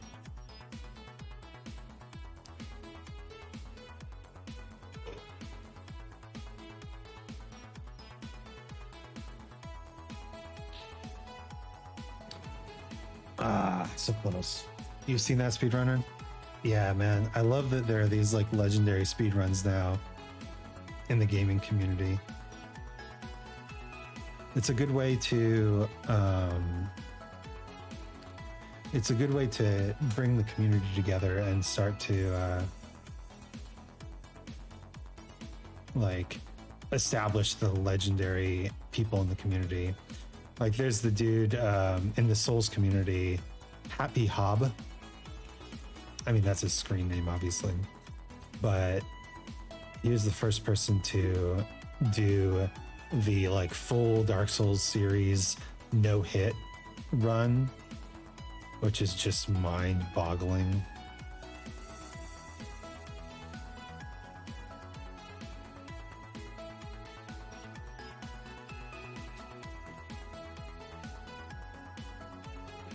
And I mean, yeah, we'll never forget Happy Hob.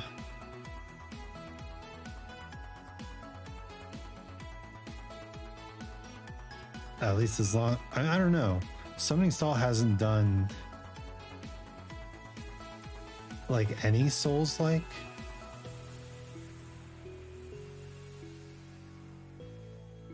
Right? I did see someone do a Summoning Salt style video on the Dark Souls all bosses speedrun. And how there's one particular boss that just had people like hurting for so long. That's usually how it is. There's one boss that's a huge pain in the ass, and then somebody comes along and says, hey, what if we did it this way? And everybody's like, holy shit, what if we did it that way? And then the speedrunning community is like, well, we've optimized it. Thank you for the minute off of our times. Oh, look at that butt. Look at that butt. The butt is so big.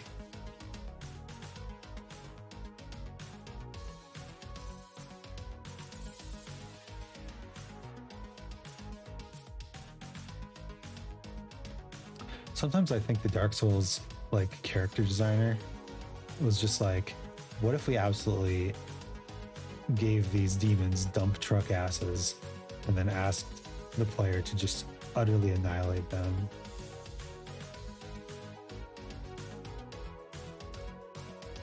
It's a good strategy to hit the butt. So let's just make the butt a monstrous target. Let's just make this the biggest biggest butt of all time. I just realized that when we get 10 points, we'll actually be able to see globally how many people have gotten 10 points. I remember a funky enemy design in Warframe, the MOA.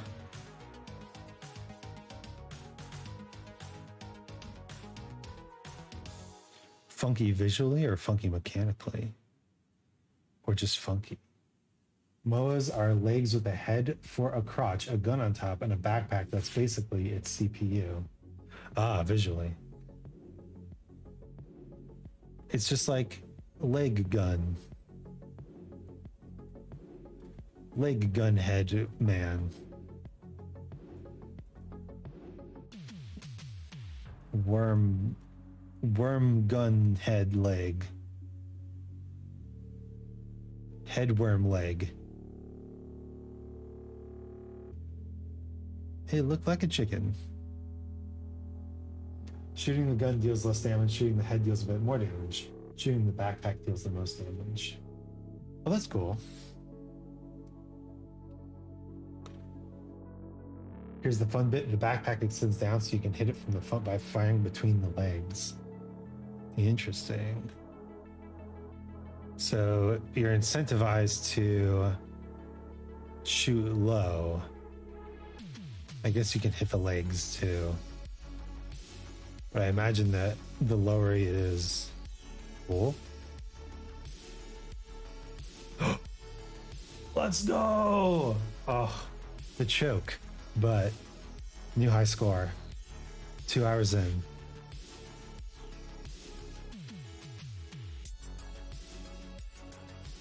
I mean, we went from 3 to 7 in 2 hours.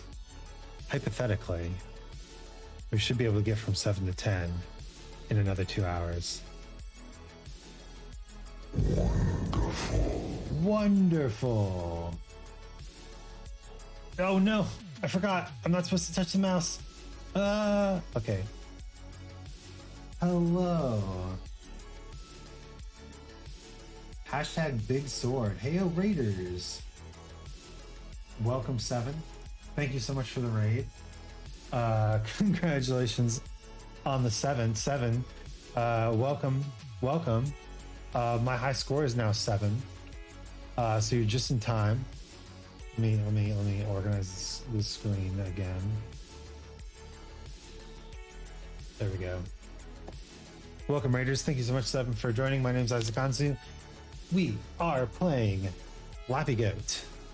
And you were playing Final Fantasy 14 Online. Oh yeah. Critically acclaimed MMO Final Fantasy 14. Everybody loves it. Did you know that there's a free trial?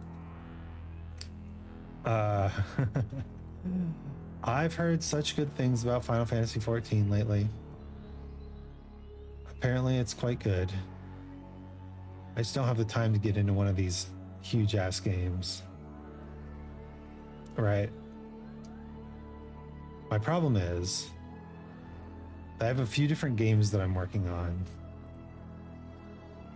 but I also have like work and projects, like personal projects, art projects.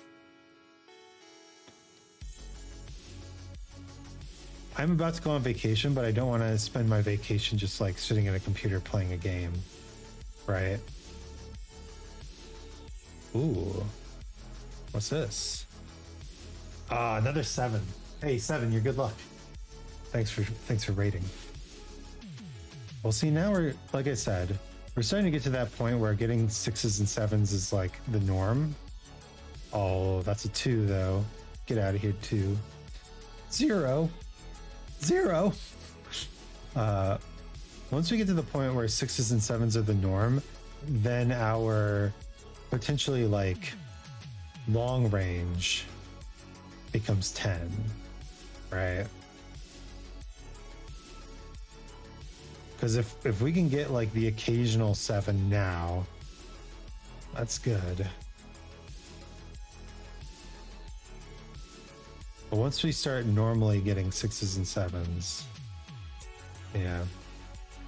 Then we're starting to get into potential like good run territory. It's insane how people take these ideas of like, oh, it's a good run. Oh, we're getting close. We get a little lucky. We'll get it next time. And they know that that happens in video games, right? You intuitively feel it in video games, but you don't really apply it to your life, right? And I think there's a big difference there. In Flappy Goat, once I hit 10 wins, I can stop, right? Yeah, I'll have to get to getting 6 or 7 points consistently in order to get to 10 wins. But once I get to 10 wins, I can stop. Right. In Dark Souls, you only have to learn how to get to the boss's health to 0. You don't have to learn anything beyond that. You can still get hit. You can still like play inefficiently, right? Whereas doing a no-hit run is more like you need to know this boss inside and out. You need to train. You need to practice so hard. And be able to, on a bad day, only get hit once, right? On average, don't get hit. And on a good day, obviously, like, really don't get hit.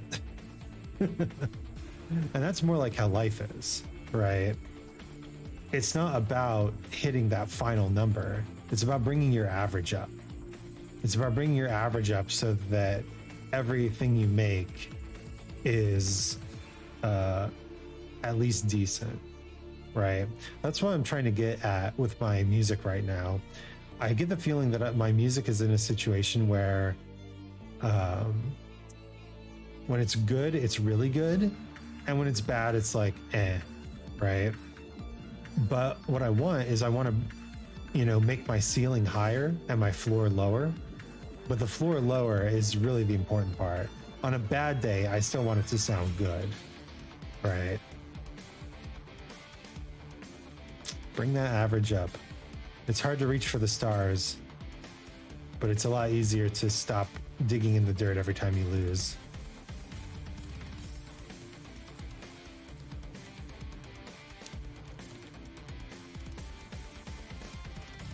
There you go. There's your philosophy for today. Flappy Goat has brought it out in me. Just gonna move the camera just a tiny bit.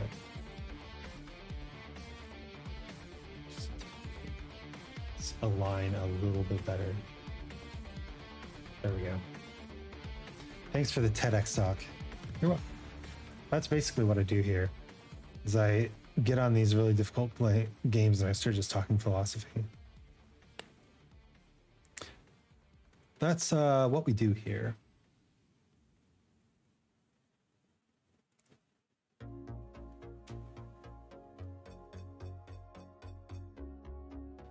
Also, Blue has been sitting on my shoulder for like the past month. Sadly, I got to bail. Have fun getting those 10 points. Well, thank you for stopping in, and great discussion. I really like talking about video games. I like video games. We'll get those 10 points, don't you worry. I'll catch you later, LMG.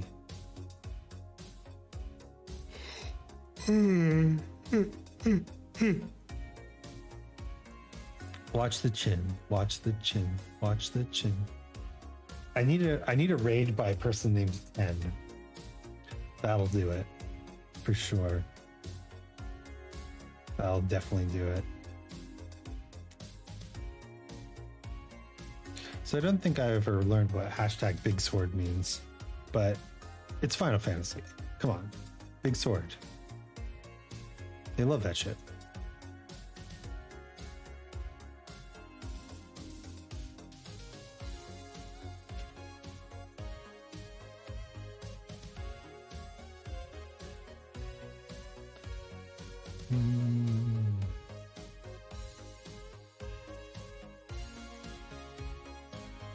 Just keep going. Fly through the air, little Flappy Goat. I believe in you. Stop touching your butt. To the top of the ladder. There we go. Yeah, it's basically all top of the ladder now. Does this mean it's time for me to start looking at the top of the goat? Kind of. I'm really looking at the top of the ladder.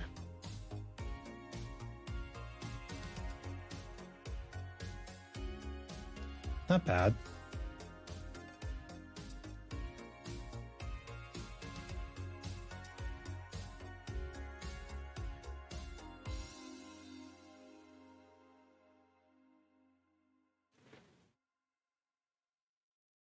No.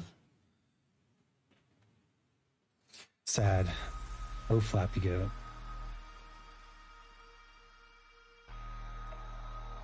Why are you doing me like this, buddy?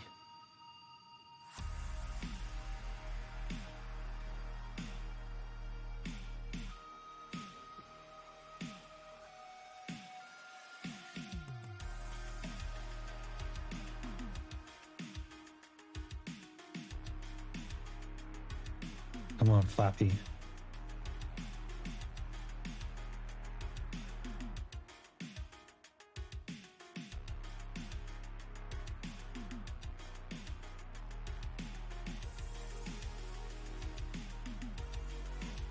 Ugh.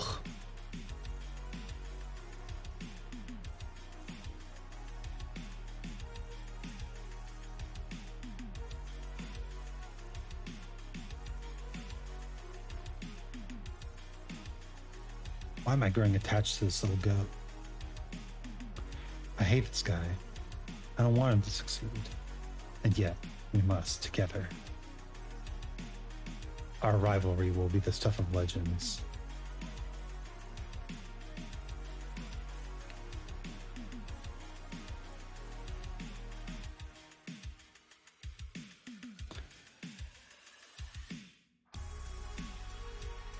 All right.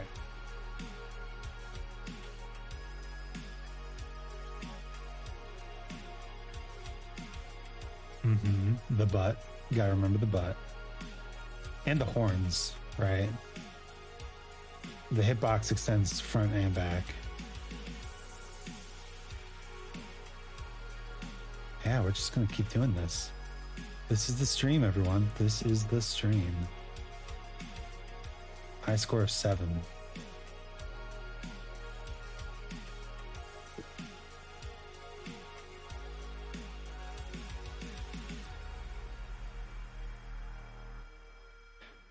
I feel like at this point, I'm still learning the game, but also any run could be the run.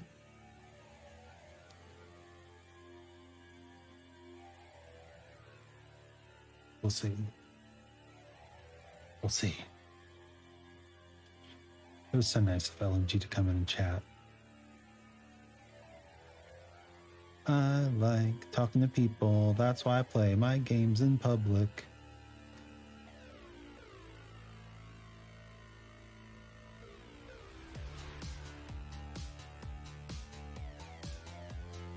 Oh, gotta remember the ceiling is also a thing.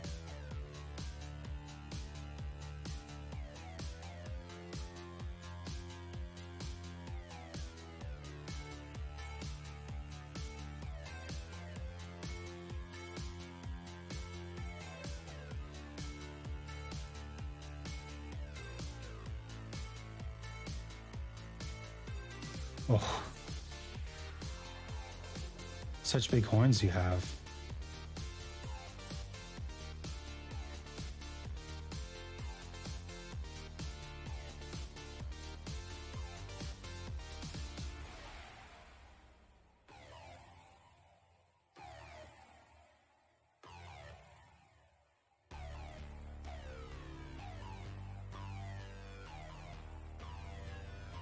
Glad the music is nice.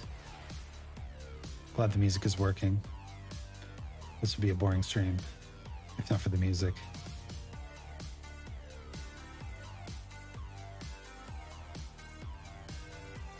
Oh, my eyes are starting to water. That's not a good sign.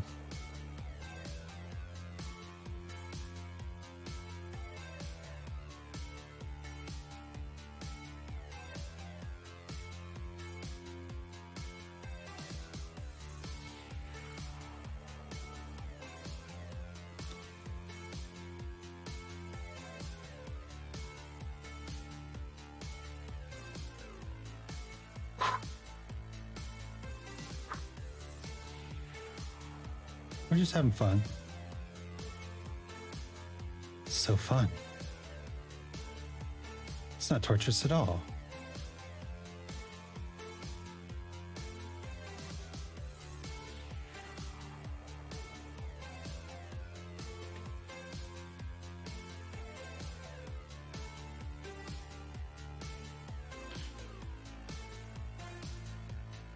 I'm just going to turn up the music a little bit. Oh, God damn it.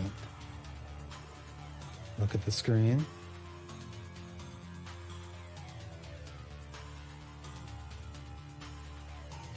I gotta remember not to touch the mouse.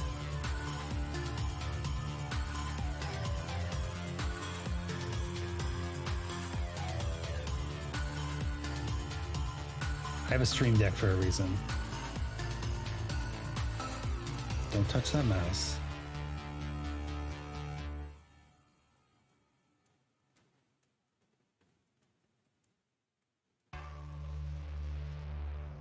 Just listen to the synthwave.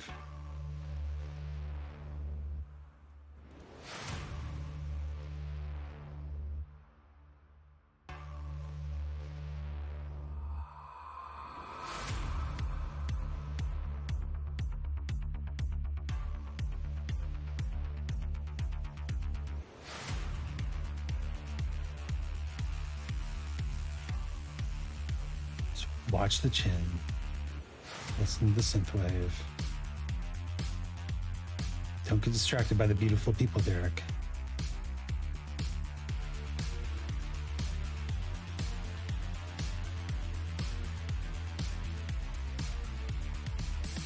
Kill the Prime Minister of Malaysia.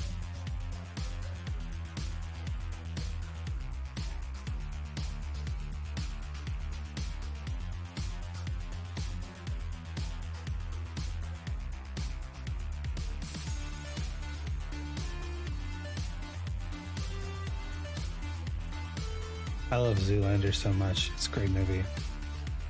I love the alternate history thing where they go through like all the major assassinations in the world, and they're all done by male models. It's like at the beginning of Watchmen when they go through like the alternate history of the superhero verse, right? I love that kind of shit. Same thing with Fallout, actually. So Fallout diverges in like the 1950s. So technically you could say all of history before the 1950s is Fallout lore. I love studying Fallout lore, specifically Greek and Roman literature. I love studying Fallout lore, specifically the US Civil War. I love studying Fallout lore, specifically the Victorian era England.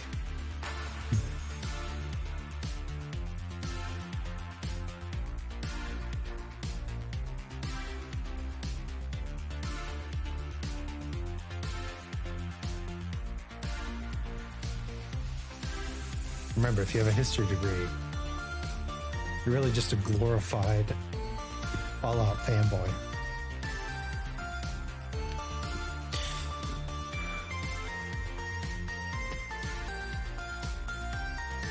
Watch the chin.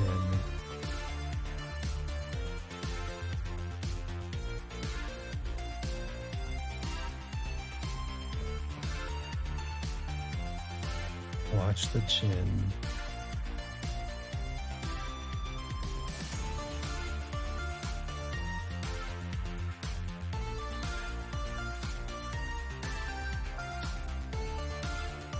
This music is excellent. This is a very synthwave game.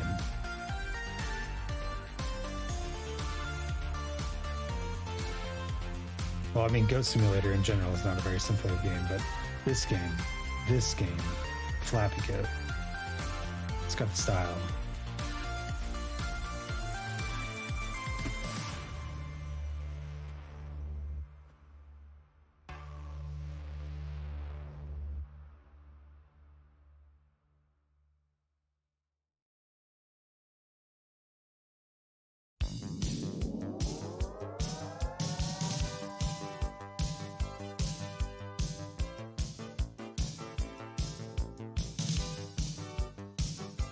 Watch the chin.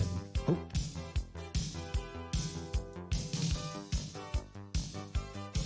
You want to try? Okay. It's the R button. Oh god. Forgot I can't move the mouse. My wife Lumi is here to try. All right, don't touch the mouse. But it's the R button. You do little flaps. And the hitbox is like this entire square. So be cautious. All right, I'm not doing this. Yeah. You have to bounce. You have to bounce. Like you're flapping like a bird. Yeah. Oh, nice. Yeah, the hitbox is huge.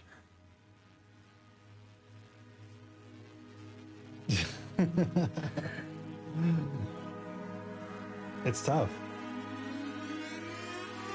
Sometimes it doesn't catch your first input for some reason.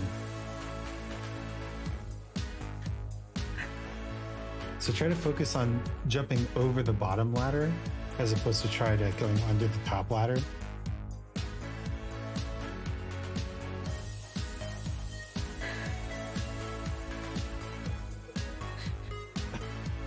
I don't know why you're laughing so much.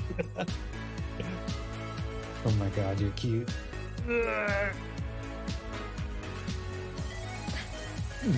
Okay, you're done.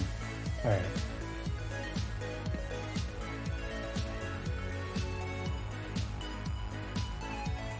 And that was my wife's first appearance on a stream, I think. Participating in the stream, anyway. You have no idea how many times she's just been in the background, listening, giggling.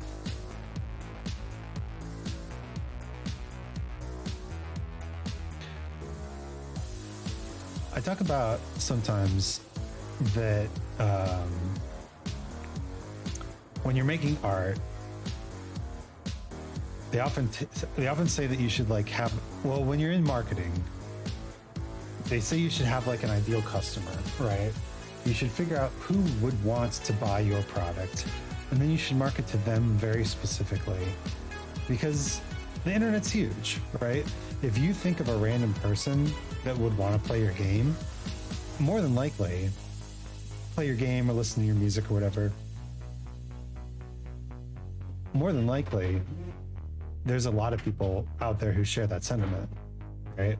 And if you can really nail down your target audience, then you can kind of get a sense of what they would like, right? And you can adjust your game accordingly.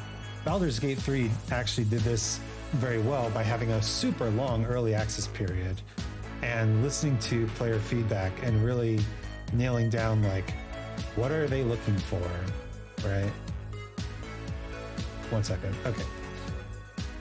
So there's another way you can do this, which I think is the better way to do it.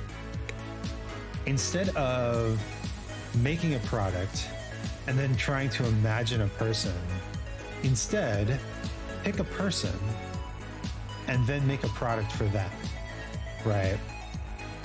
Because that's a real person. You don't have to imagine them, right? Unless you're like an actor or a politician or something like that, it's hard to like imagine the depths of a single person. But if you can imagine a person who, if you can find a person who would like your stuff, and then you start writing music for them, right? There are more people who share that taste, right? Even the most obscure taste imaginable, like the true hipsters of the internet, they have communities. And if you get big in those communities, well, then you've got a community supporting you, right? Watching for your next release, hoping you do more stuff, saying, hey, that's the guy who did that other thing. Let's check out this new thing that they're doing.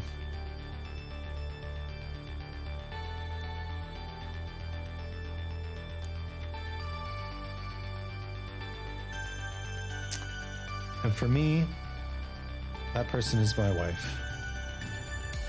I pretty much do just things to make her laugh. Oh, that was almost an 8. Dang. Things to make her laugh, things to make her say, wow, that sounds good. Things to make her say that I'm cute. Sometimes I'm on occasion cute. Yes, I know. It's a real tragedy of my life. But that's the thing, like, if I make the perfect product for my wife,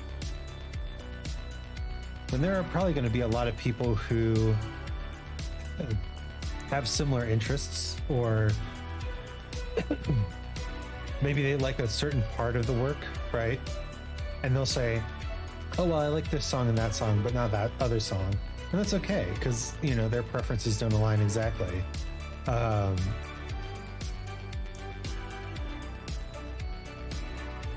People say, like, you should create art for yourself.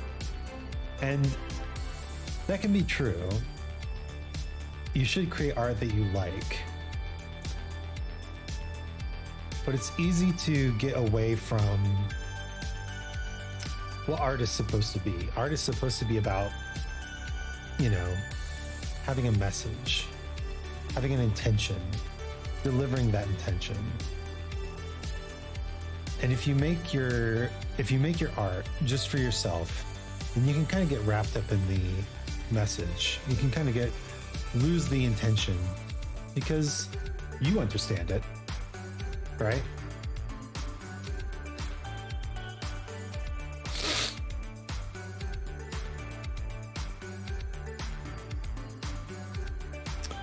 But if you make art for someone else, you really do start paying attention to that message.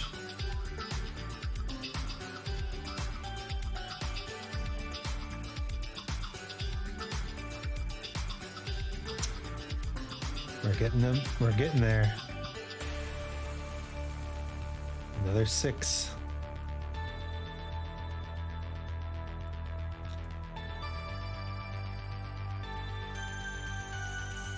Yeah.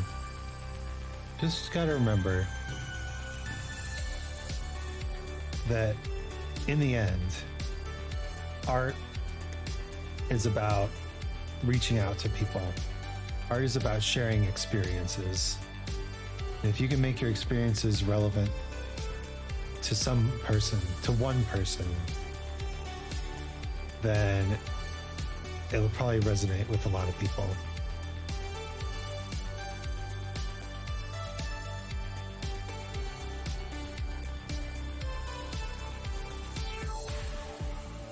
This music is great. I really like this music.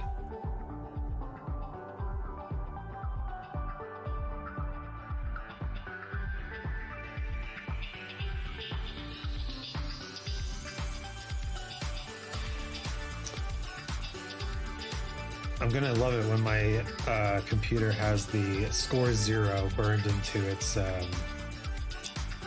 burned into the monitor. That'll be great. A reminder, a grim reminder.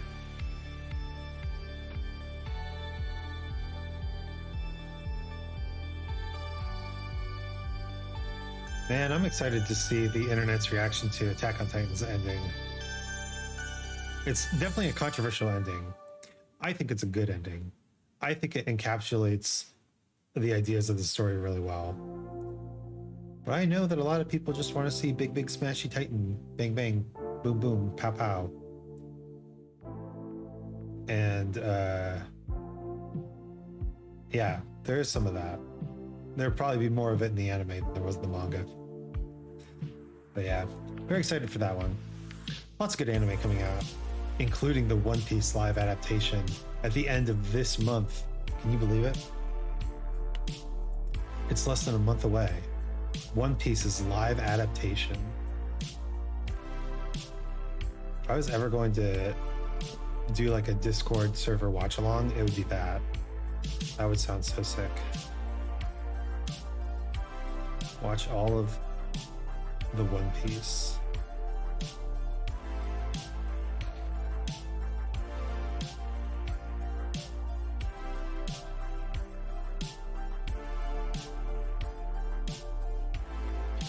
One Piece is real. Yeah.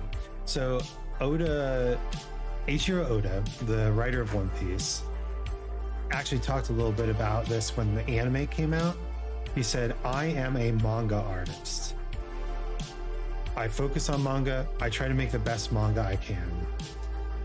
The anime people are anime people. They're making the anime. And in the end, my story is a manga story. And the anime people can be inspired by it. And they can retell it. But it will always be that, a retelling, right? It'll never be exactly the same. So please don't expect it to be. And that's how I'm going into this live action thing as well. It's a remake. It's a retelling.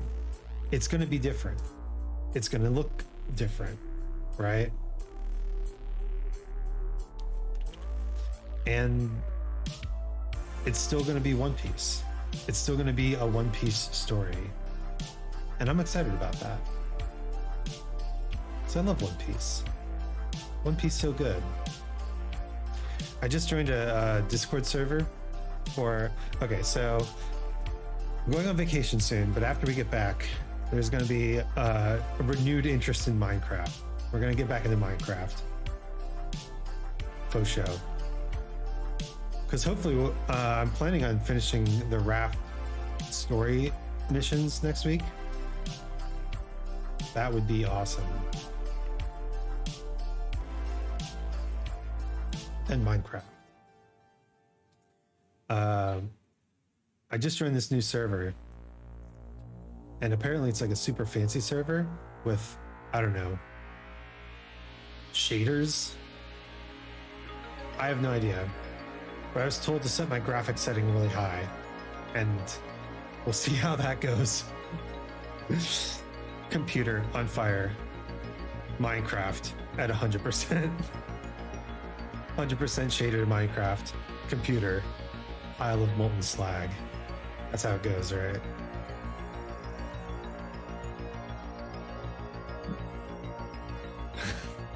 Particle physics, ray tracing. Individual blocks of sand. Individual grains of sand on the beach.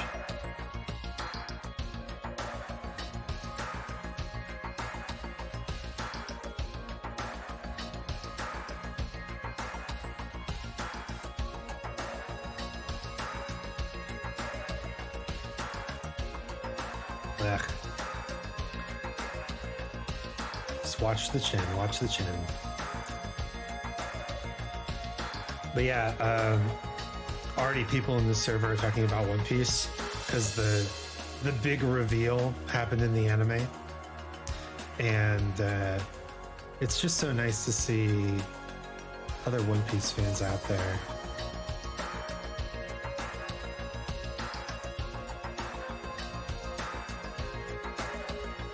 I can't talk too much about the big reveal though. I mean, obviously it's a spoiler.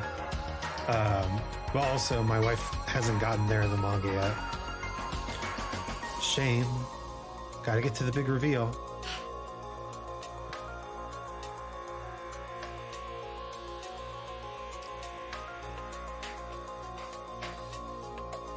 But yeah, people are super hyped. It's a good month for One Piece. And after like 3 months of absence, Luffy actually appeared in a manga panel, which is crazy because One Piece has been so good the past few months, and Luffy hasn't even been in it.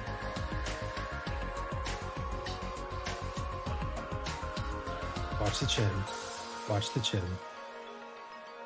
Get that chin nuzzled up against the ladder. Too much. Too much.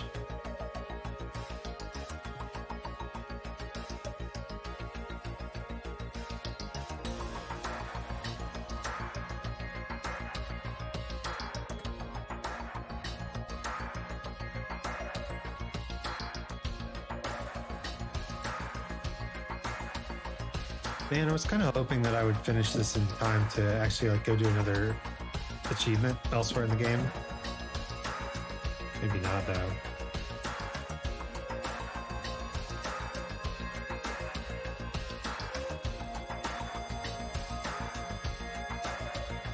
Ah.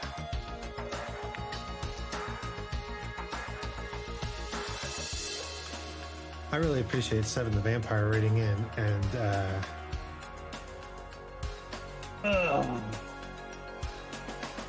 wasn't the mangaka for One Piece catching flack for using AI to write an arc or something like that? I did not hear about that. It might have been a different manga, or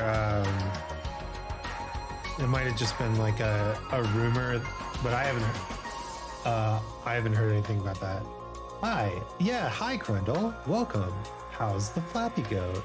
The Flappy Goat is flapping. He's been flapping for 2.5 hours.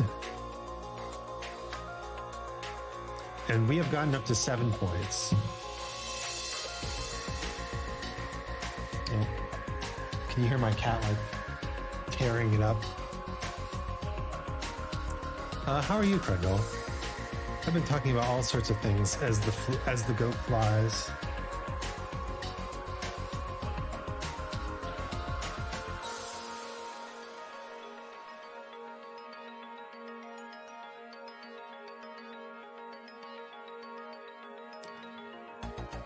Damn. Yeah. When somebody tries to tell you that I'm good at video games, show them this. Show them my pain. Show them the struggle.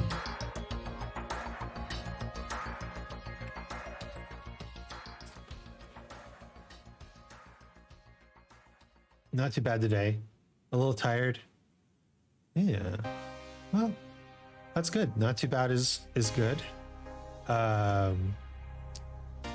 Yeah, I'm kind of feeling the tiredness too, right? Gotta watch out. They say that driving tired is just as bad as driving drunk. But I mean, they make you work tired. They make you go to school tired. They expect you to be on your best behavior tired. Right?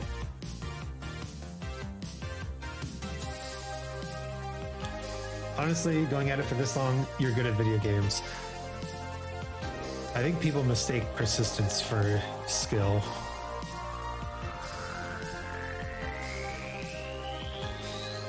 But that's the thing. Persistence leads to skill. Quantity precedes quality.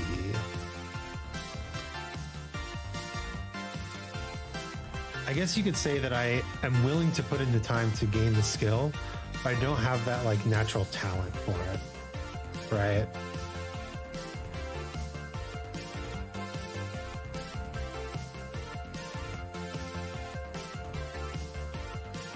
Which is, I mean, fine. But I think if you really, persistence leads to skill. True. I think that if you want to get good at something, you have to accept that it's going to take time, right?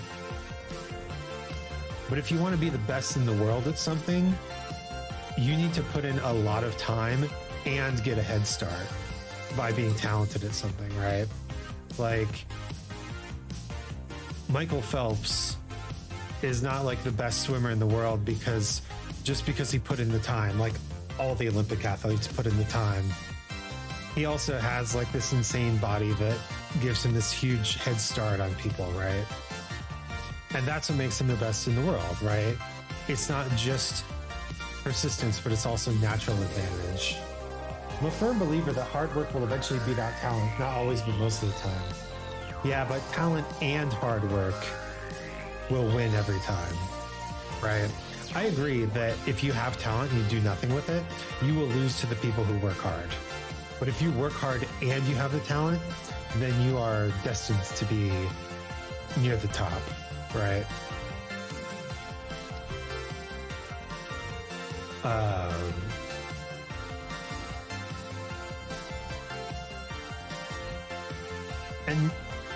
And the sad truth of life is, even though I truly believe that everybody is talented at something, most people most people's talent doesn't align with what makes them happy, right? Like, I am talented at math. I am good at math, and I have a job where I do math all day. It doesn't make me happy. Just the math. Like, there's a problem-solving aspect, and there's like a creativity aspect to the job as well, and there's an investigatory it's accounting, and it's like finance and like research and stuff like that, and I like that part of it. The math part is like, I'm good enough at it that I don't have to think about it, right? I have a talent for math, but my talent doesn't align with what makes me happy. And I think that's the key, is if you're one of those rare people who is talented at something and it makes you happy and you have the means to put in the hard work, because not everybody does, right? Let's say that I I tend to find I'm good at the things I hate doing. Yeah, I think that's such a normal experience. Like, let's say that I'm talented at math and I like math, right? Let's say it does actually make me happy, right? Well, what happens when, you know, I go to a shitty high school and they don't have an advanced math program? What happens when I have to work 3 jobs and I don't get the time to just read math books, right? You need the means, the motive, and the opportunity, right? Opportunity being talent, motive being happiness, and means being ability, the time, the money, right?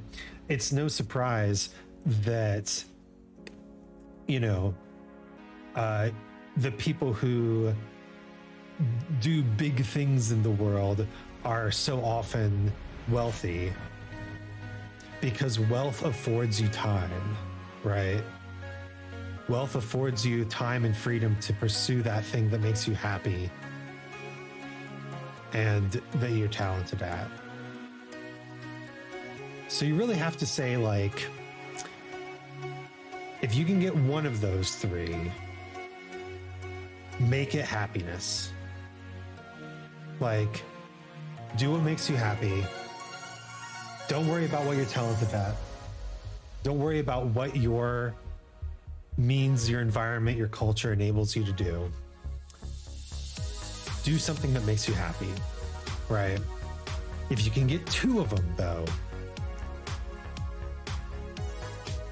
and one of them is happiness, like, good God, just because you can do math and you have the means to do math, don't do math if it makes you sad. But if you can get happiness in something else, then it can become a career. And that's kind of what happened with me. I'm good at math, and I had the means to get good at math. And I don't necessarily like it, but I'm doing it as a job, right? Math makes you sad. It's not for everyone. But see, this is the thing. Like, I don't think I'm talented at video games. I think I have the time, and I think I have the persistence. I think they make me happy. And so because of that, I can get good at video games, but I'll never be the best at video games. But that's okay. That's totally okay. Because if I can share that joy, if I can find a use for my skill, no matter how long it took to make, I can make a career out of it. You be the best you can be, exactly. And who knows, maybe this time to play video games and understand them and analyze them, and a love for video games, will mean that somewhere down the line, I can, you know, make my own video game, or like become a game designer, right? And who cares if I have to do that when I'm like 500 years old, right? I can be happy doing it, right? Sure, the talented kids get to make their first video games at 18. See, Mom, playing video games might get me somewhere in life. Might. Might. I read a really good comic. It was a Saturday morning breakfast cereal comic. And he said, the time it takes to get good at a skill is generally considered to be 10,000 hours. That's Malcolm Gladwell saying that, by the way. He wrote a book called 10,000 Hours, which, if you work at something full time, roughly translates to 7 years. And that is kind of a huge barrier because you're thinking like, oh man, I've got to do something for 7 years before I'm good at it. But nobody said that you had to stick to one thing, right? If you think of your life in 7-year chunks, originally I wanted to be a vet tech. Turns out I became a good butcher. Oof. I mean, that's quite the pipeline, isn't it? But if you keep like exploring different things and mastering different things, then you can live a very like full and varied life and be good at a lot of things just by doing them in like 7-year chunks, right? And he said, when you do one thing for an entire day, at the end of the day, you say, wow, where did the time go? But if you do a bunch of different things over the course of a day, by the end of the day, you say, what a long day, right? The same is true with life. If you get your degree, you spend your 7 years in high school and college learning your trade, and then you just go do that trade for 40 years, it can make you happy. But you'll look back on your life and you'll say, wow, where did the time go, right? The secret to living a long and happy life is to do things that make you happy, but also do a variety of things, right? If money wasn't an issue, I'd spend that time and become a full-time student and learn what I feel like you should be doing anyway. Okay, so the goal is to do a lot of different things. But I thought about this and I realized that there's a caveat. If something can support you and make you stable financially, you should do it first, right? Now, I technically did my music training before I did my accounting training, and I'm still in the middle of my accounting training. I think I've been an accountant for like 5 or 6 years now. Wait, is that true? I can't touch my mouse. I can't touch my mouse. I need to.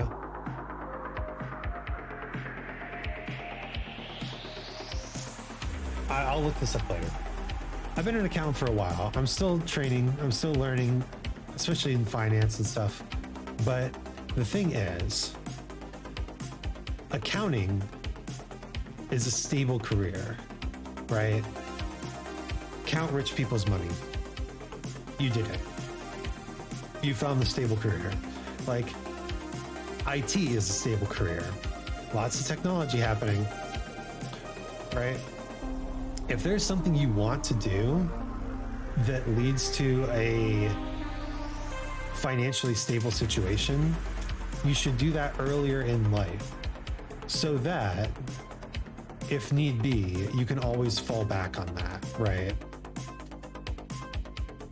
Once I'm done being an accountant, which I don't know when I'm going to be done being an accountant, once I'm done being an accountant, I can always go back to being an accountant if money becomes like tight. But in the meantime, I can do things like being a streamer and being a musician and being a teacher and, you know, all these things that I want to do, right? All these things that I feel like I could do. When you have that stability, when you create your own means, you get the time to do them. I was once told a job should pay you twice, your wage and your skills and experience. That is so true. honestly, I think that there's this perception among young job seekers that you should be going into a job and then you sit down and do the work, right? Because that's how they teach it in school, right? You go to a job and they say, oh, you know calculus, do calculus. But that's not true at all. Like, the application of your skills is a huge part of training on a job. And really, when you go into a job, you get trained for a long time before you're ready to like do anything with the job. So I tell people that you should have like 70% of the requirements, 70% of the requirements that are listed on the on the job application.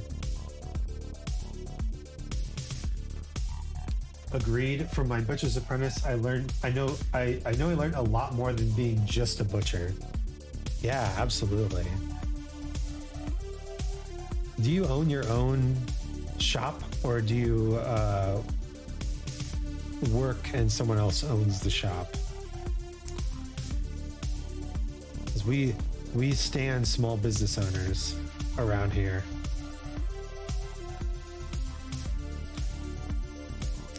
As long as they're not like abusing their PPP loans, you know.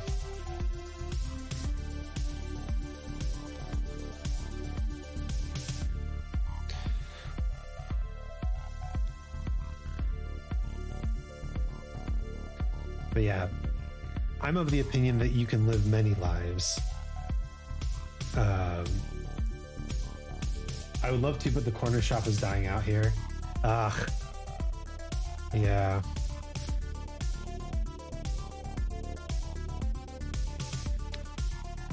Come to Europe. That's been my solution for everything. Come to Europe.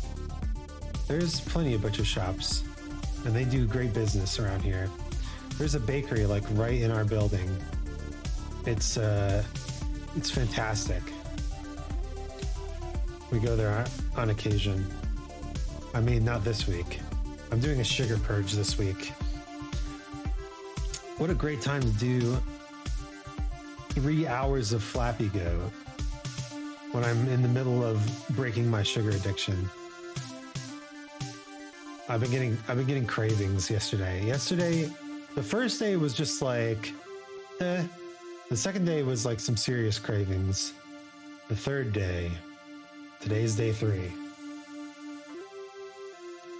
At the moment, I'm a supervisor in the supermarkets because it pays better. Ah, yeah, see, like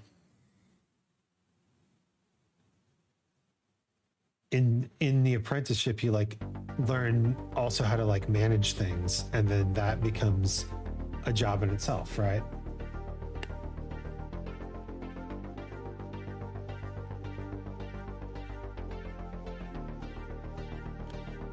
I feel myself getting better at this game, though.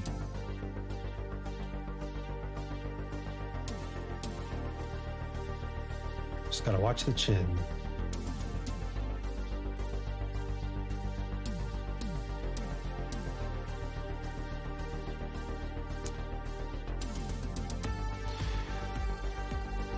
Yeah, I had a friend who started out as a cook, and after the restaurant he was working at closed down, he moved into a supermarket and did their like sushi corner.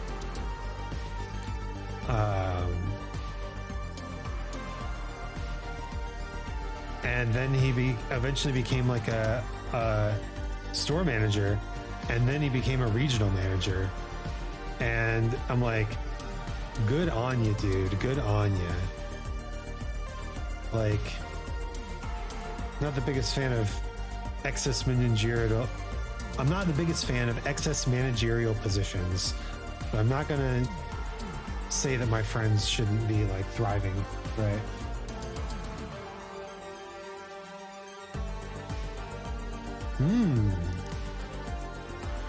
Going for your certification as a meat inspector. Interesting. So, Khan and I were hanging out on stream the other day, and we were talking about homesteading and like raising your own chickens, right? And we need Crundle to join the commune so that you can be our meat inspector. There's so many sideways promotions in the company. Yeah. See, when I was working in finance, I was actually working at BMW before I was living in Germany, which is such a weird coincidence. But they talked about sideways promotions all the time. Don't worry, Khan has already convinced you. Fantastic. All right, you're in charge of the chickens. I'll be in charge of the goats, I guess. At least I know how to flap them. There were many sideways promotions, but it was more like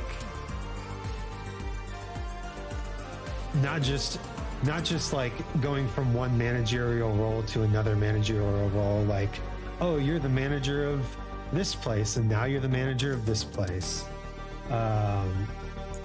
It was more like, oh, you're doing accounting, well, now you're doing finance, which are very different. Oh, you're doing finance, well, now you're doing sales, right? Moving people around the company so they get a better picture of the full spectrum, and then you start moving up in the managerial role in the area you know best. Yo, if it isn't Pirate Spray, what's up, my man? I hope you're feeling better. I know you have been kind of off the streams lately. I haven't seen you on. See, the struggle of Flappy Goat continues. Oh, the struggle is real. But we got up to 7 points. We nearly got to 8 points. I think we got 3 7s. So it's starting to get to the point where, you know, it could happen. Any run could be the run. I just need to stay focused on the chin. You watch the chin, you watch the bouncing chin, you try to get the chin as close to the ladder as possible. See, too far away. I'm not the one who's so far away. Yeah, I've been letting my eyes get better. Starting up streams back up tomorrow. Ooh, nice. What are you going to come back and play? I'm actually going to be taking a vacation myself soon. And I think that when I get back, we are going to get back into Minecraft. I'm pretty sure this coming week, this saga of Raft with Robin and I is going to finally come to a close. Such a fun game. And then I'm going to get back into Minecraft, and I'm going to try to learn how to play on modded servers. Because I mean, obviously Robin had a modded server. I'm gonna actually try to get into more, maybe even mod my own game of Minecraft. Figure out how mods work. That's gonna be the new goal once I get back. And of course we have to finish the finish the achievements on Ghost Simulator. Nice, hope you enjoy your holidays. What game are you gonna get Robin into next? He has been asking, well, he asked me about Minecraft, but he also has been talking about Ark. I don't have Ark, but I hear it's pretty good. We'll see. We'll see.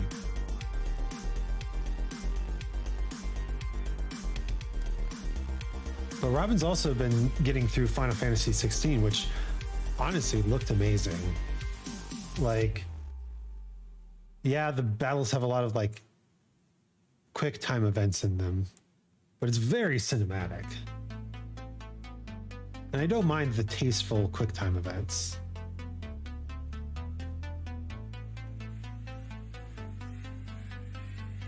I hope if I get past 10, it doesn't say you lost again.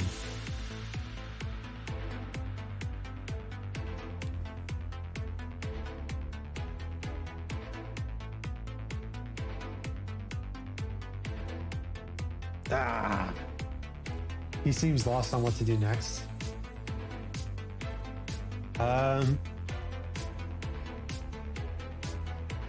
Yeah, I don't know. I haven't hit that point, but I have so many games in my Steam library that I really do feel like. So for a while there, Sunday was let's play a game I've never played before day, and that was really nice because we could just, you know, explore the old Steam library,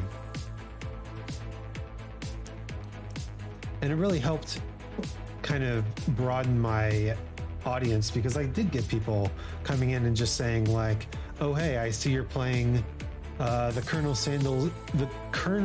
Sanders dating simulator.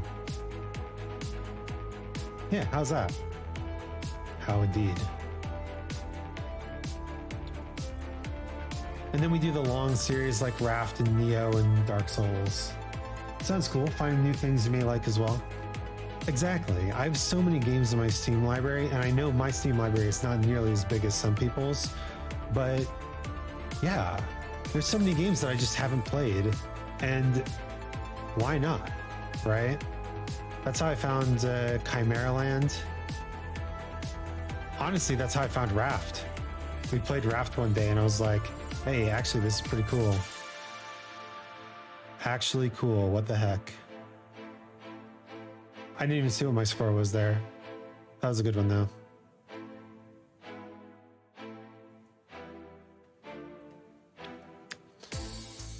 But yeah, we're going back to the States, and we're going to see a bunch of people, and it's so funny.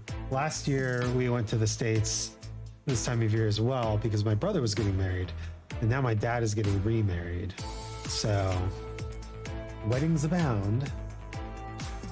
But it's also nice that in the hottest month of the year, we're going to be heading back to the place with air conditioning.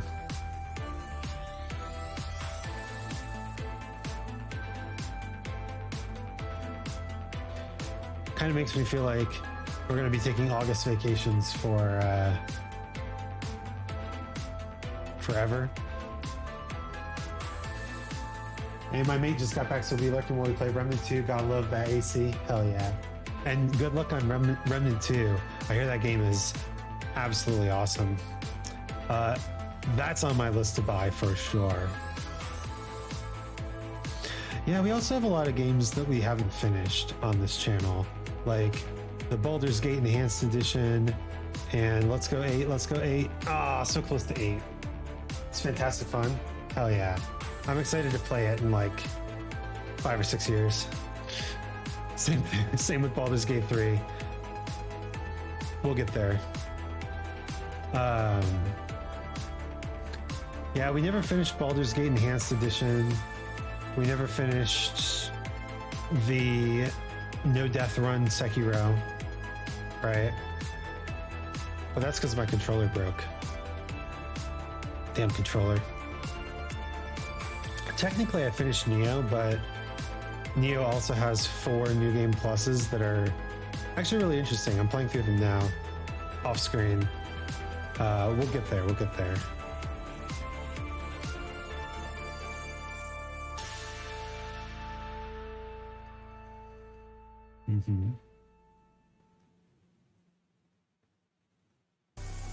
Flapping up, flapping up, flapping up, flapping up.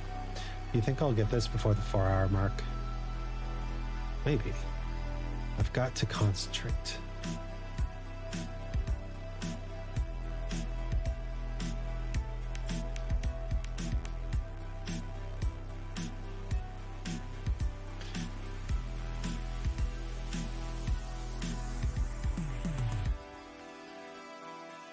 Having some good combos tonight, though. Crundle, Pyrite, LMG. I had someone else in here too, right? Oh yeah, 7 rated in. Love 7. Is that everyone? Is that everyone? Oh, and Robin, of course. Can't forget Robin. Robin who convinced me to use the big screen.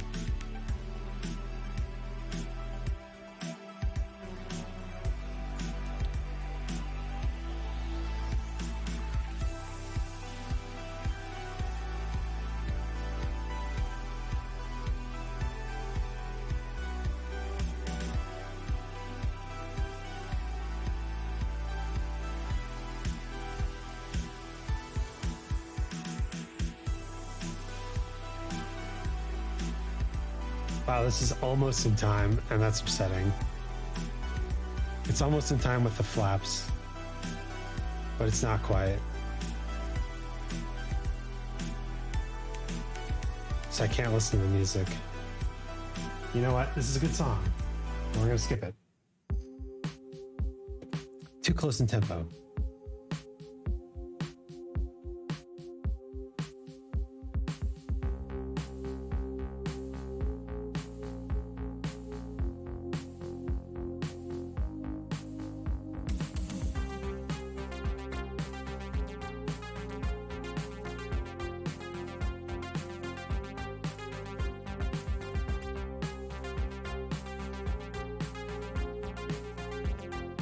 Mm-hmm.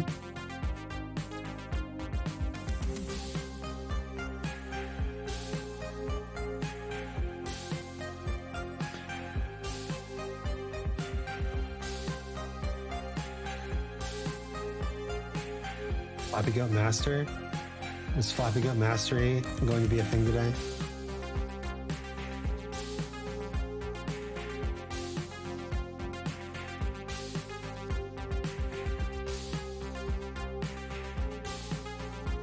Ugh.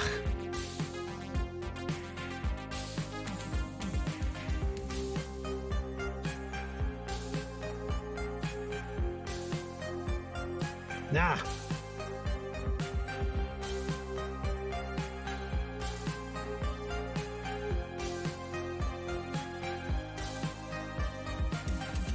Ugh.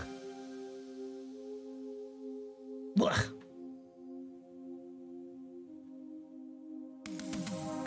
Ugh. Ugh. Wait, I'm just having fun making noises now. Pay attention to the game. Get in the game. EA Sports. It's only a game.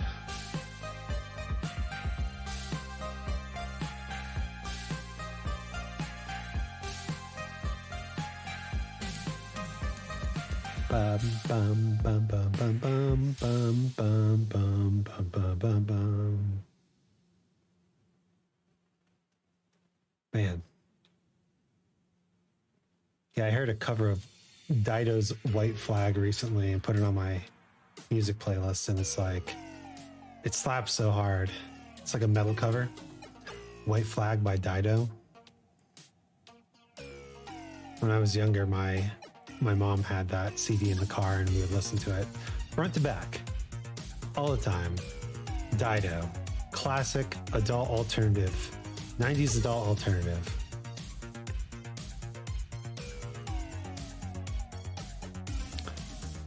Safe music.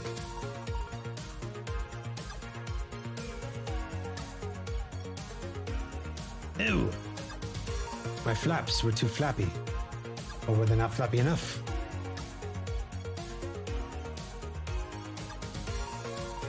I think if I hit the top ladder, my flaps are too flappy. If I hit the bottom ladder, my flaps are not flappy enough. That's generally how it goes.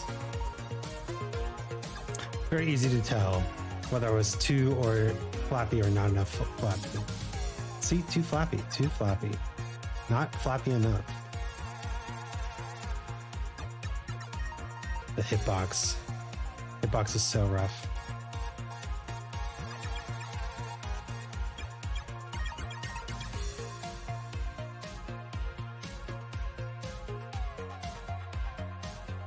Too flappy. I swear, sometimes it just doesn't like take that first input.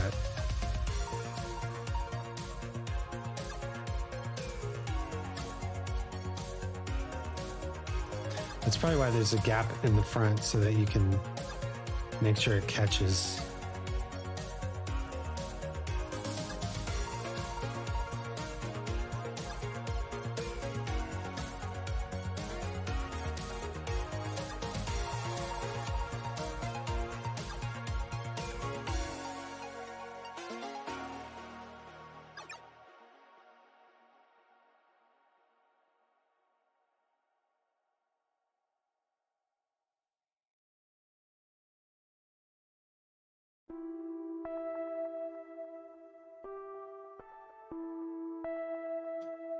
Just flapping.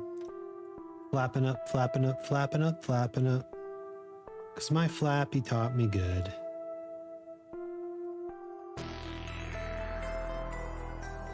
Oh, now playing Squandered by Gary Leslie Scargill. You know what? Oh, don't move your mouse. Don't move your mouse. Can we change stations? I kind of want to change stations. I have 2 hours of electro swim here.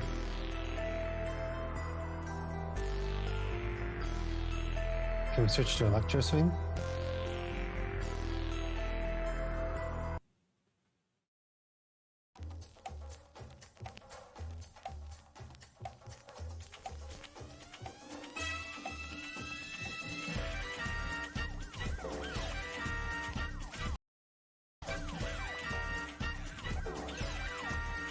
Nice. Back to go game.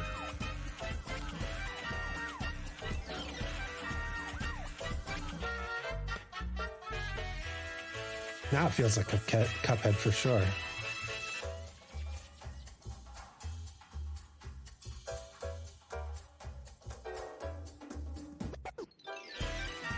Man, I should have been doing this the entire time.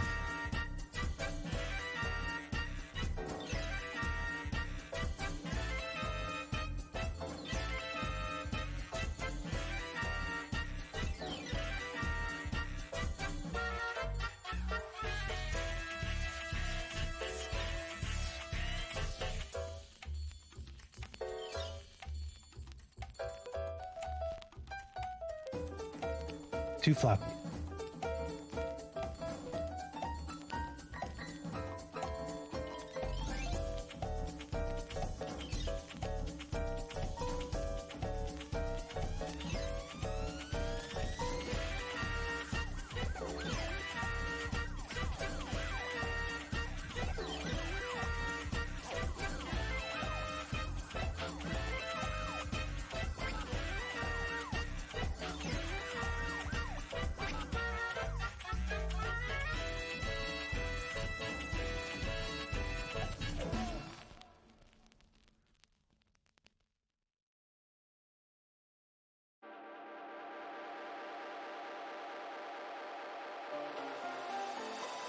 I'm very focused right now. We've gotten to the very focused part of stream.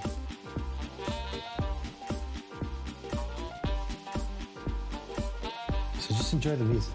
We'll turn it up even. There we go.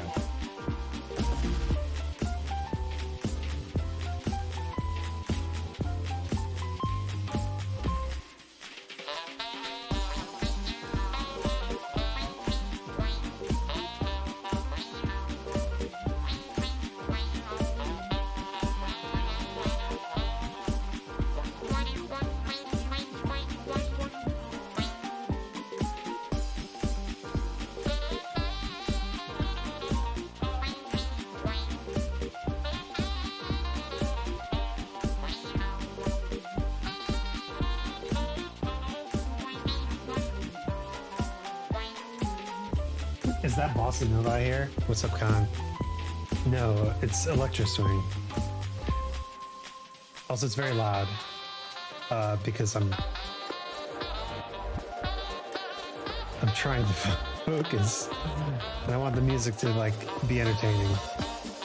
Be entertaining for me, music. But also, hey, Khan, how you doing? We were just talking about how Krundle is a butcher. And Krundle will be our meat inspector on our commune. Our chicken raising VTuber commune.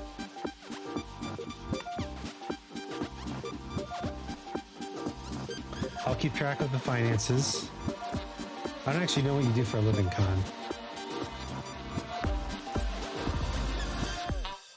But I'm sure there's things you can do for the commune, right?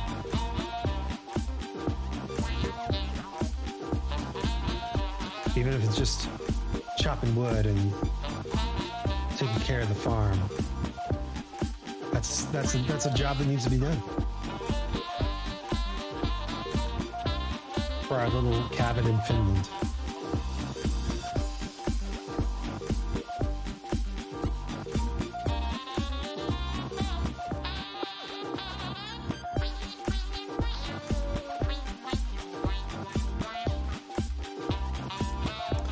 I don't know, I could be a bear. I don't know if the bear killing chickens. Yeah. I just, if you put an achievement on it, I'll do it. 30 Steam points, kill a chicken. I'll do it.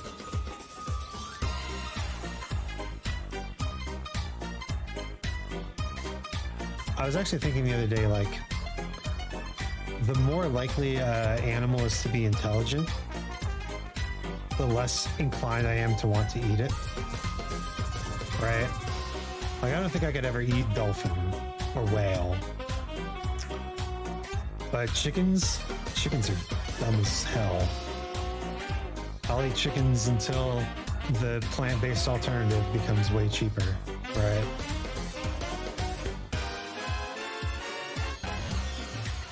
I have no moral compunction against eating chickens. I'd eat the shit out of a dolphin just out of spite. I hear they are bastards.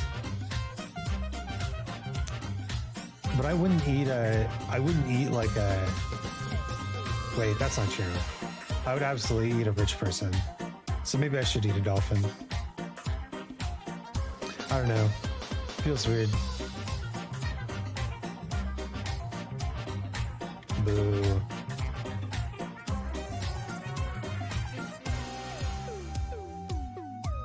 It took me 3.5 hours to get to the point where I'm still failing horribly at this game.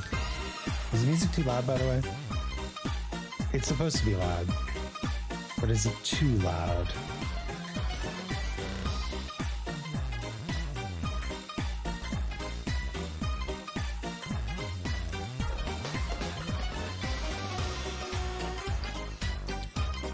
Now, the exception to the intelligence versus edibility rule is, sadly, the octopus.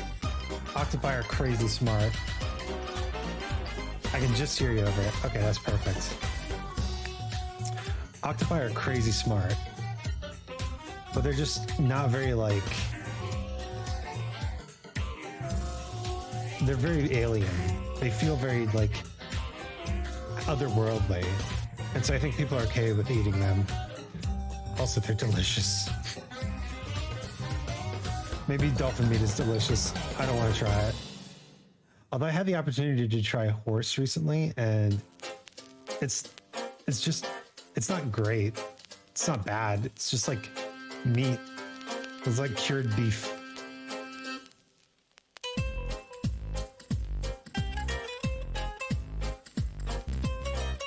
This music feels very Goat Simulator.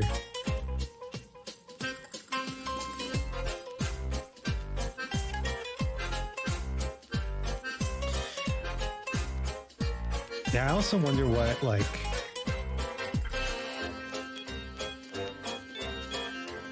I don't know. I'm such a texture person. I feel like the different flavors of meat don't matter so much to me as the different, like, textures. Like... Is lamb and pork really all that different? Mental note. Get a horse farrier for the community. A horse farrier? Someone who ferries the horses across the river? Or did you mean to type horse carrier? Horse carrier. Horse carriage? F and C are very close to each other on the keyboard. Whenever I see someone mistyping, I always look at the keyboard and be like, what letter could that be? If they're typing normally.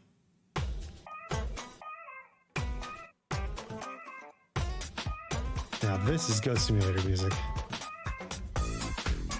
A farrier is a person who upkeep horses. No kidding. I didn't know that. Well, maybe you can be our fairest farrier. Although my wife plays, like, what is it, like, horse games and, like, The Sims Horse Ranch they just released. So maybe she can be the horse farrier. Take care of our horses.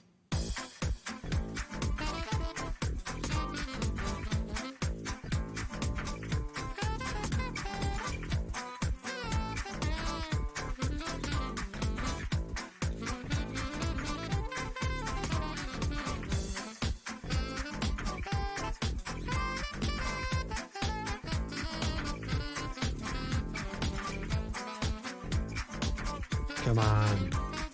Seems like a good investment for when the petrol runs out in a few years. Yeah, don't worry. Finland will just find another deposit underneath their country again.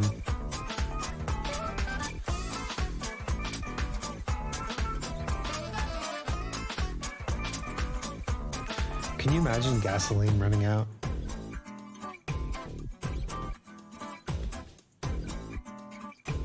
Thank goodness we learned how to work remotely, right? For all the people who suddenly have to like bike to the grocery store. Shame. Should have been biking to the grocery store the whole time. I walk to the grocery store. In fact, I haven't driven to the grocery store in like 10 years. Over that. I purposefully choose my locations. I purposely choose my home locations near grocery stores. I don't know. It'd be pretty baller to roll up in the grocery store in a horse and buggy. True.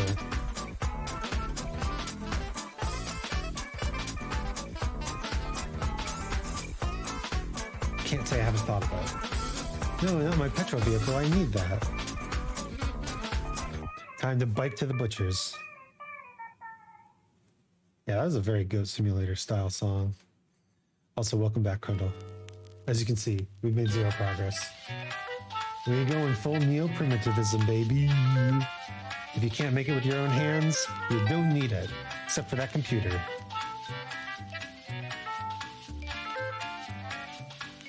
And the satellite dish that provides the internet.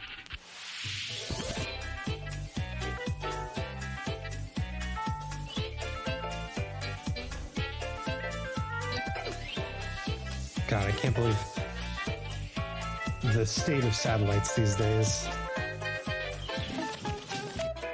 People have gotten too used to cable. We got to get back to having like a full spectrum of satellites coordinating our messages across the world.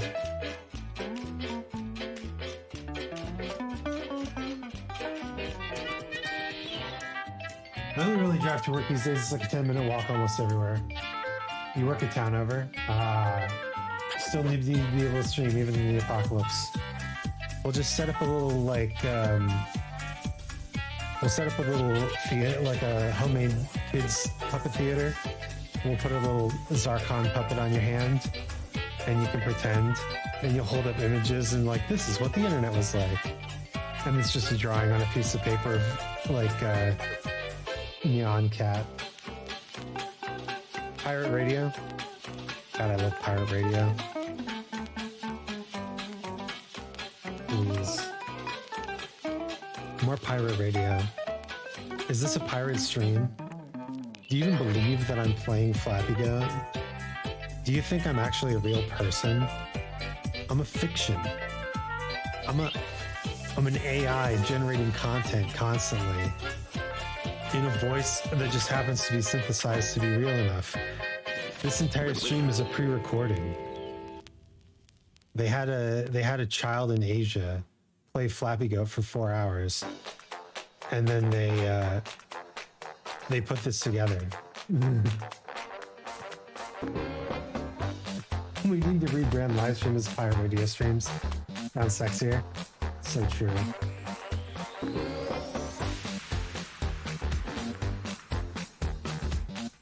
I love this kind of bass line.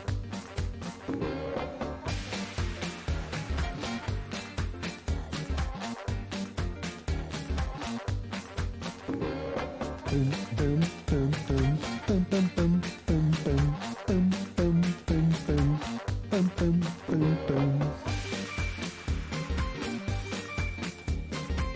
I'm pretty sure when I did my hyperpop swing song, I used this exact bass line style. On today's pirate radio stream, an Asian child played Flappy Goat 3 years ago, and now we're streaming that live while an AI voice recording in the body of a chimera pretends to enjoy pirate radio.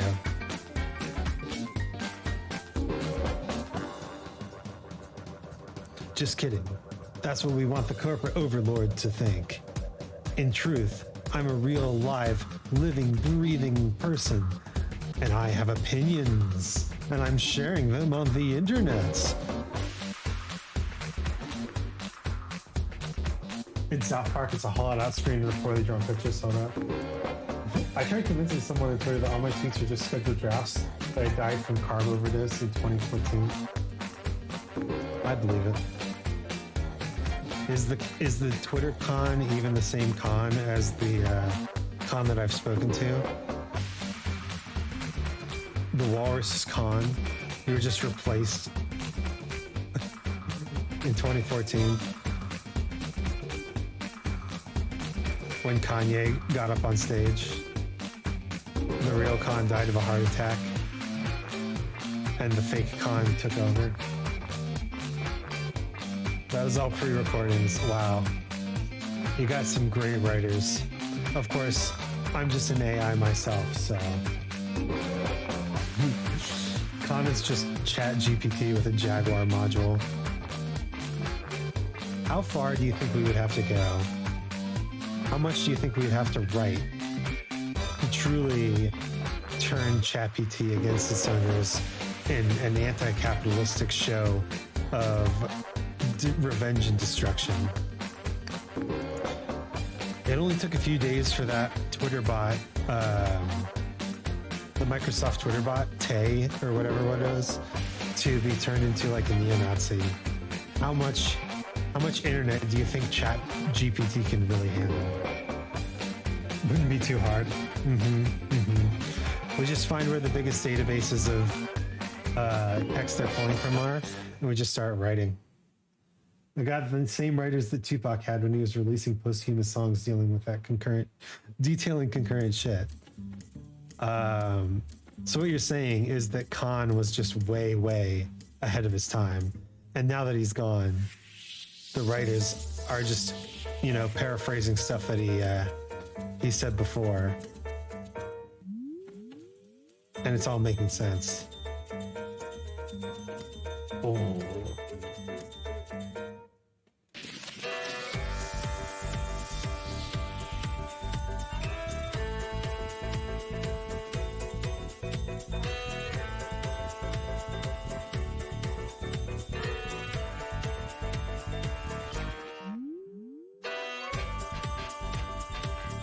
Every time we see Khan IRL, it's a hologram. You could say he was playing the long con. Oh my god. Long, long man.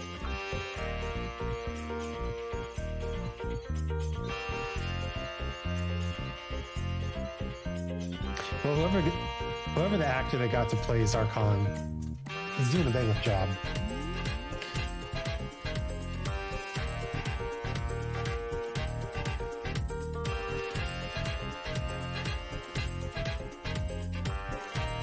You like the Dancy Goat?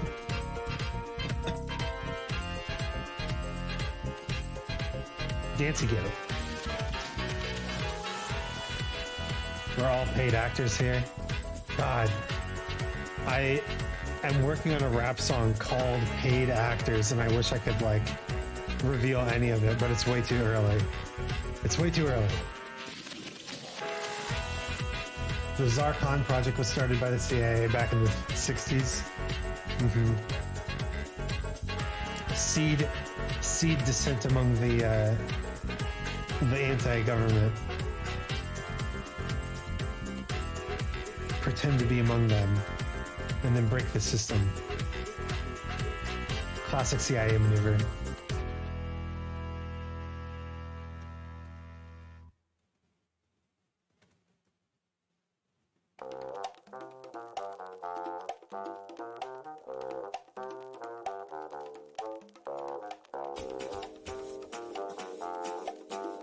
No, too much. That explains the black vans I've been seeing lately.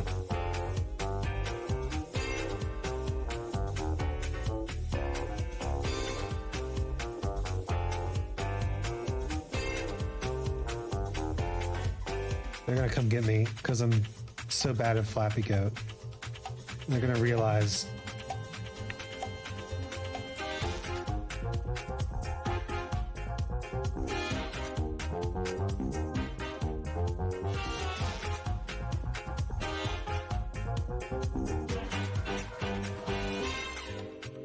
They're gonna realize I'm fake because I'm so bad at this game. It was started to discredit any dissent against the powers that be by associating the movement with lunacy. Incredible. No BBC, I will not pay my TV tax. Yeah, man. Okay, so in Germany they have like a church tax, and you have to declare what religion you are, and then pay a tax based on that. Like, easiest not applicable in my entire fucking life.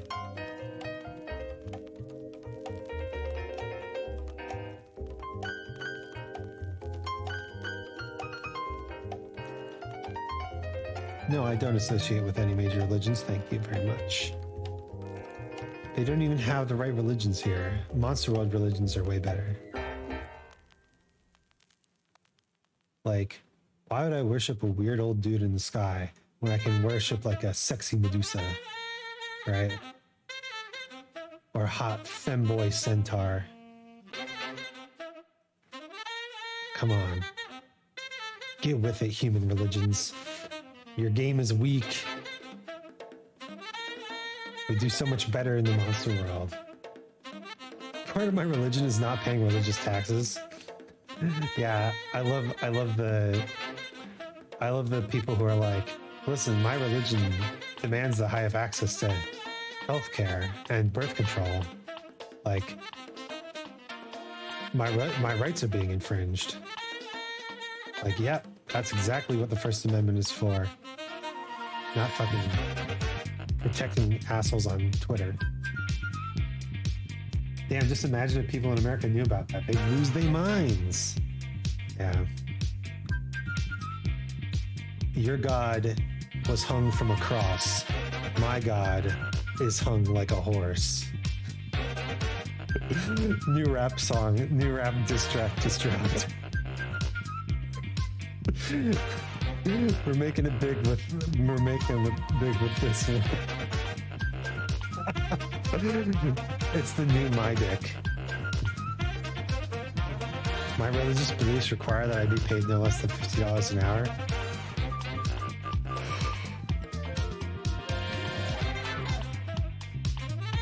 Help, I'm being repressed.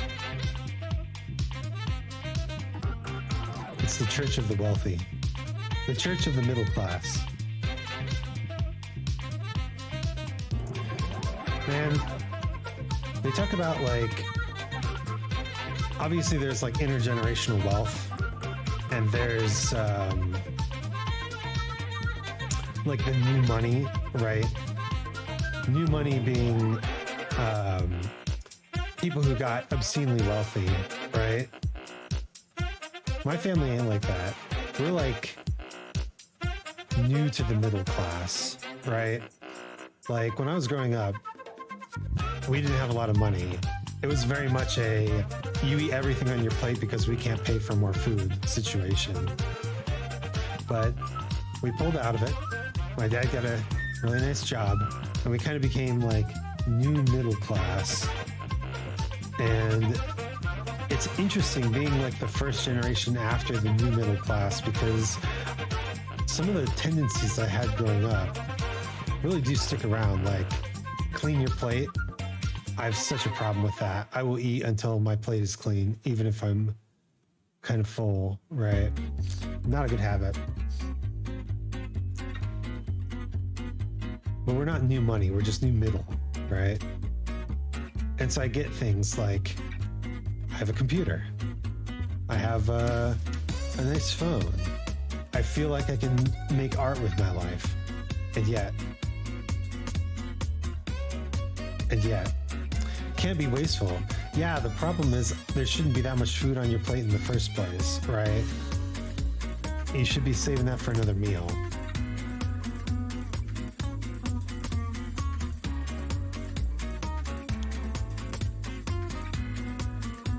Don't get fat. Portion control, baby. That's why I make my own food, control the portion sizes. It's honestly the way to go. Although, I have to say, they serve you the right amount of food in Europe. Like, I've gone to so many restaurants, where I go into the restaurant and they're like, here's our portions. I'm like, oh, I'm definitely going to need 2 of these or 3 of these. But then by the time I'm done with the meal, I'm like, no, I'm full. That's facts. I know so many people just throw food away and it hurts me on the inside. Fucking blasphemy. Yeah. But see, I still have like a nice microphone and a nice computer and dreams of self-sustaining myself, right? Like dreams of financial independence. I'm the generation after the new middle class, and it's a tough place to be, right? It's got its own challenges. I have the toys I never got as a kid. Yeah, that's the thing, right? You can pretty much buy the stuff that you never got as a kid, right? And it kind of leads to this deep nostalgia feeling, right? I just want to play video games. I mean, I have to work. I have to do adult stuff.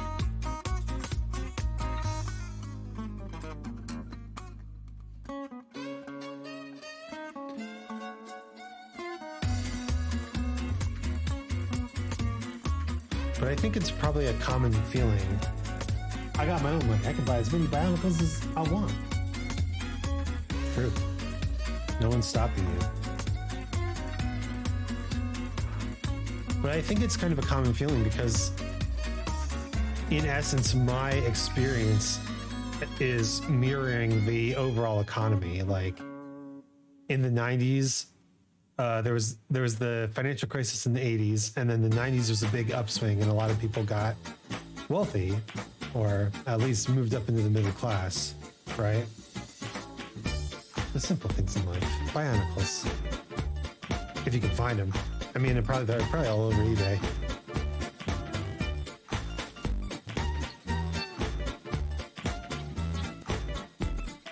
I'm gonna move the Compton swap meet to the White House.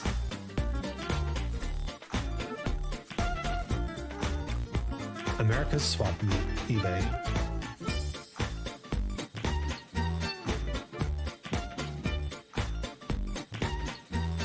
But yeah, and then now there's like more financial crisis and stuff, and like I have to live with the same mentality as I had growing up, even though I have this kind of instilled expectation of owning a house and having nice things and decorating a house and all this sort of stuff, right? The expectations were instilled, but the opportunity was not there. And so I have to revert back to the mentality that I had during childhood. Don't waste food, right? Only buy what you need.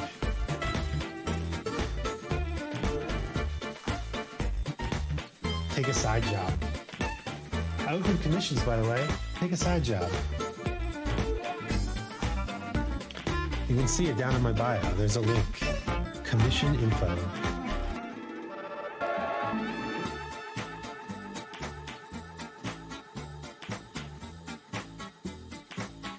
Do you think I would be better at this game if I paid attention to what I was doing? Nah. What's the point if I can't like talk while I play it? I find it kind of fun to min-max your lifestyle in such a way. Making things more effective, more efficient is very fun. But what I'm saying is like the boom that preceded us meant that people didn't have to do that. People just taking out huge amounts of debt to buy cars and houses and then just paying it off, right? Or maybe not paying it off. I can't imagine having debt. Although that might be the case soon. I'd rather be in debt than starve, right? Credit is slavery. It really is.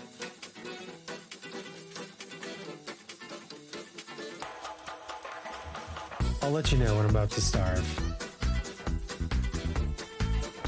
Shouldn't happen. But I will let you know.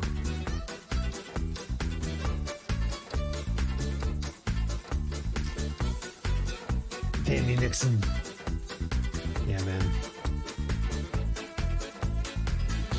I was actually listening to that podcast about dopamine and serotonin, right? And in the same episode, he talks about how he would fix the problem, and it is getting rid of subsidies. And apparently Nixon brought back the subsidies after they weren't needed. Like after World War II, they tried to phase out the subsidies. Nixon brought them back because he knew cheap food meant happy people, and he wanted to get reelected.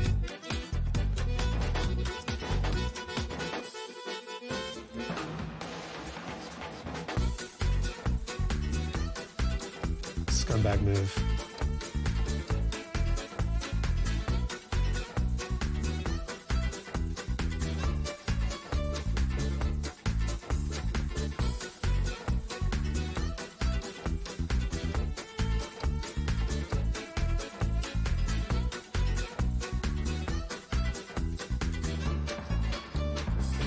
Get rid of corn subsidies. Get rid of soy subsidies. We don't need that shit in our veins. I mean, soy isn't bad, but anything in the quantities that Americans are eating is bad. Nixon single-handedly debased the world's leading currency? How so? I haven't heard that one. I believe it though.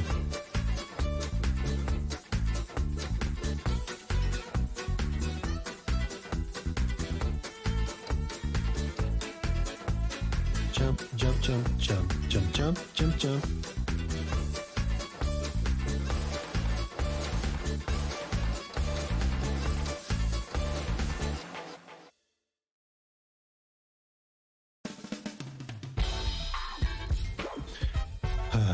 The butt is so big.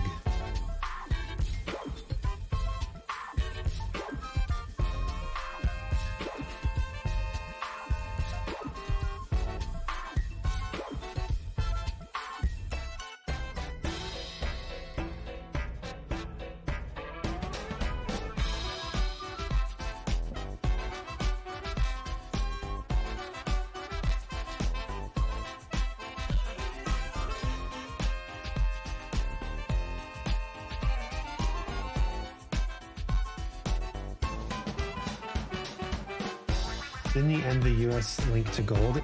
Was it him that broke the gold standard? I know we moved off that. I don't know. I didn't know when or who did that.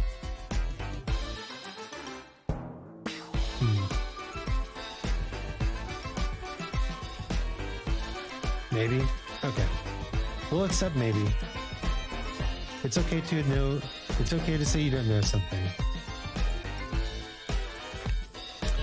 Now there's a problem that I have. I'm so eager to say things like I know them. Indeed he did. Okay, thank you for confirming, Khan. I didn't realize that was him. What a jerk. I'm so eager to say that I know things because I want to be smart. But it's more important to say you don't know things because then people can teach you.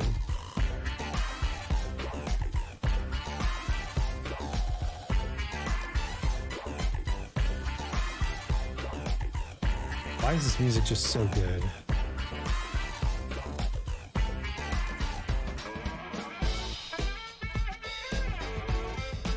$1971, just looked it up. Thank you. We allow Wikipedia as a source on this pirate radio station.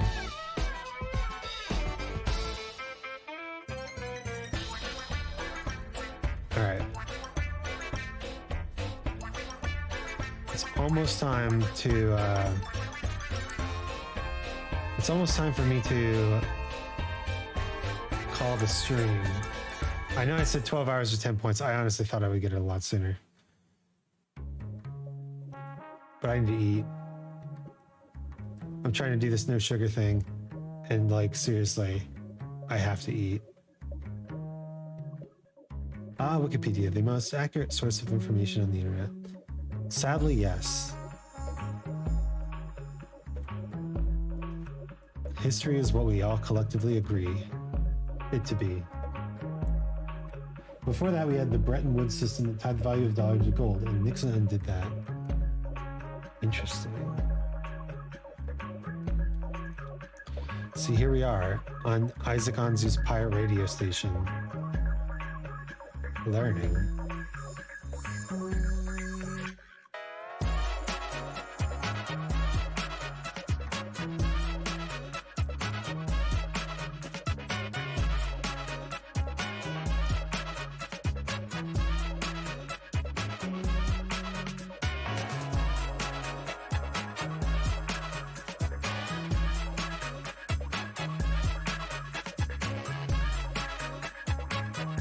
I wonder if you could make a website. I mean, like the big issue is server space, right?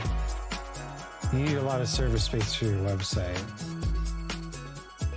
But what if you could make a website that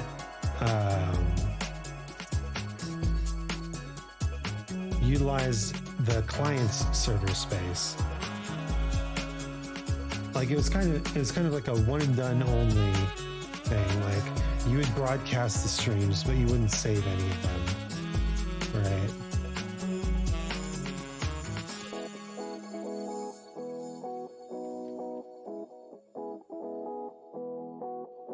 And I mean, they could save the stream, right? But I mean, the big issue with server space is like storage, right? YouTube's got so many years of history. How much video do you think is uploaded to YouTube every day? Every second?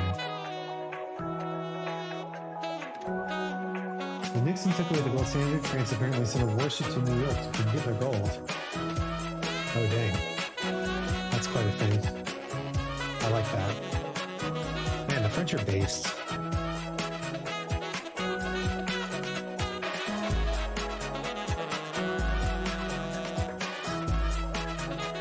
Like our gold, we take our gold back. We take our gold right back. Give it back.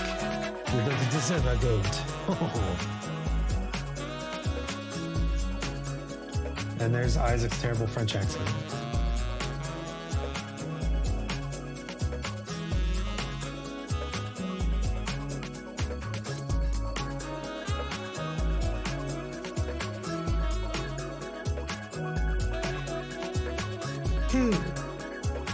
The YouTube should have had hundreds of hours of video upload every second. Yeah. I mean, how do you deal with that, right? What if you had zero storage website? Like, you could run everyone through that was live, but no videos were stored whatsoever. Right? Truly like a one and done sort of thing. Is there a website like that?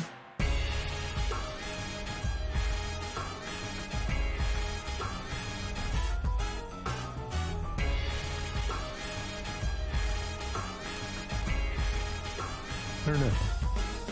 Could there be? That's a lot of nuts. That'll be $4, baby. You want fries with that?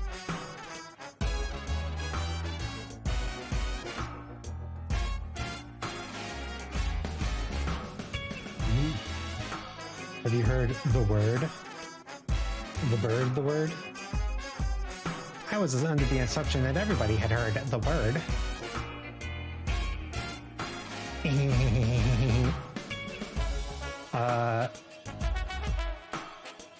Maybe I should work on my Peter Griffin accent.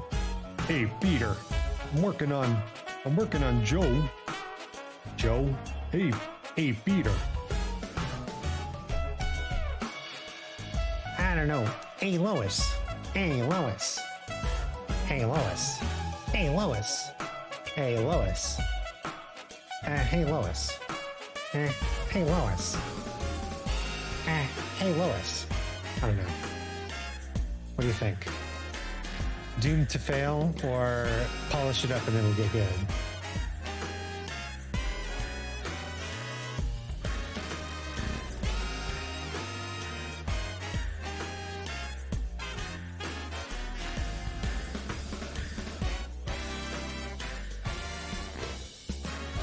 It's all right. All right. We'll give up on it then. If I don't have the talent,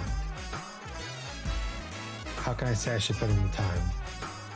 If I don't have the talent and it's not like instrumental to my happiness, I think I'll be okay without it.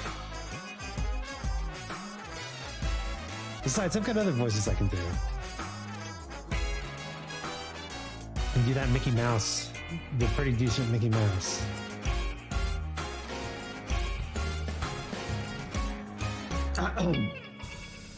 But will it bring you happiness? Exactly. There's that guy who cosplays as real life Peter Griffin.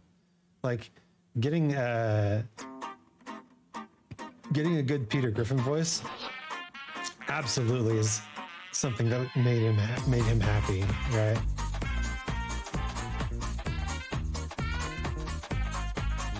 His friends were like, "You look like Peter Griffin.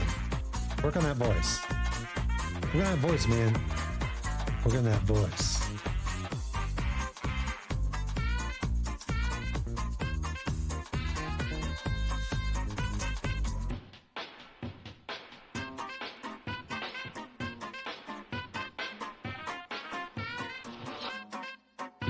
You would not be far off if you wondered if this was the actual Flappy Goat music. Can you do an Emperor Palpatine?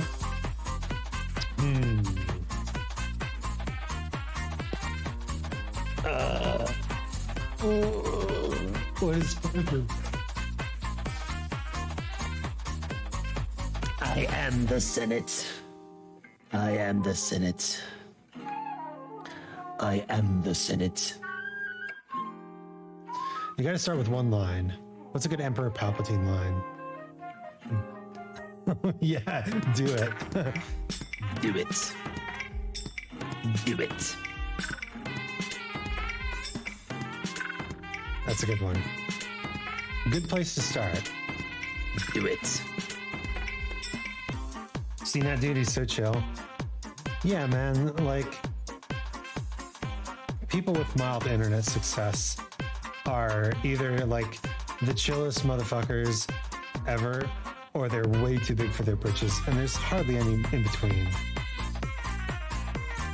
I like to hope that I would be like one of the chillest motherfuckers. We'll see. As soon as I have like a song take off somewhere, the game is gonna change.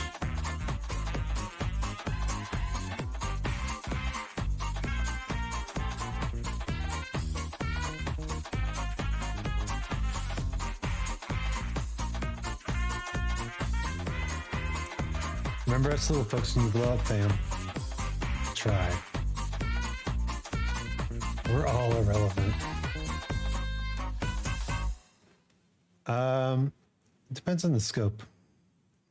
We might be irrelevant in the scope of history or on a global scale, but I like to think that we're relevant to each other. Somebody's got to wrestle the bears. Somebody's got to cook the chickens. Somebody's got to chop the wood, do the finances. Somebody's got to set up the LLC so the government doesn't come and take our commune away.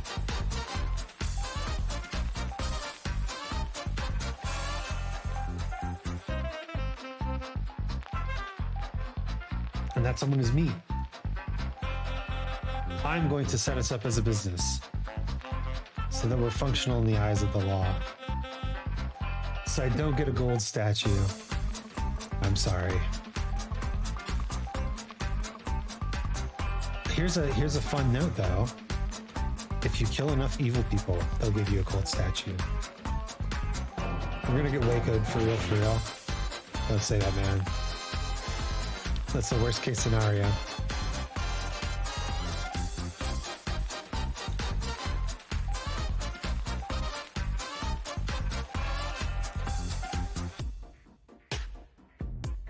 So I actually had a class in my accounting degree about auditing, and man, like this auditing textbook was so into Enron. Like this was post the fall of Enron, but apparently Enron was found out because of auditors, and they're like, look at what auditing can do. Oh my God, did you hear about Enron? Did you know Enron? Enron is a thing. And guess how that was solved? Bet your britches, it was auditors.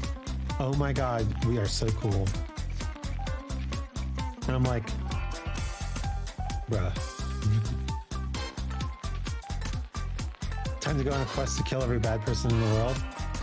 Hey, you're just one psychotic snap away from actually believing that. That's what you gotta remember. Enron makes me angry because of how easy it sounded. Dude, Enron was... The people who did Enron were not clever. They were smart enough to do their jobs, but they were not clever.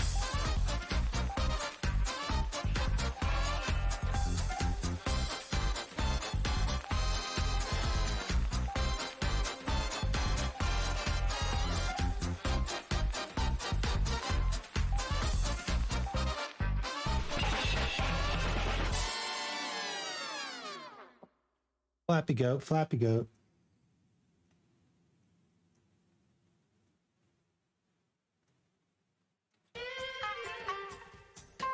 Don't report your actual earnings, report projected earnings, so people invest. And then use that investment to increase the results of your projected earnings. Easy peasy. That's why the Other Guys is one of like the most based movies of all time. Just the credit sequence alone and The Other Guys makes it one of the amazing. Become a bad e-girl. There you go. Who needs to pay taxes? Oh yeah. E-girls getting reported to the IRS. Yeah, that's the thing. If we're a commune, we still gotta pay taxes. We can't just live a little happy tax-free life.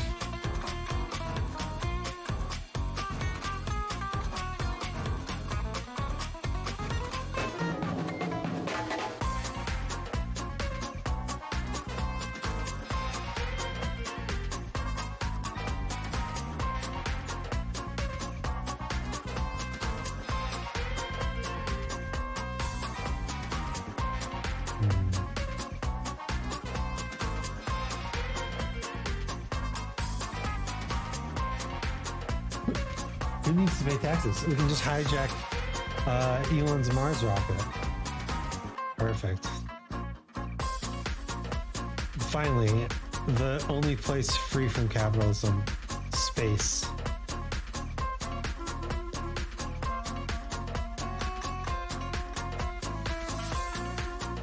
The FBI agents in this chat are chomping at the bit right now.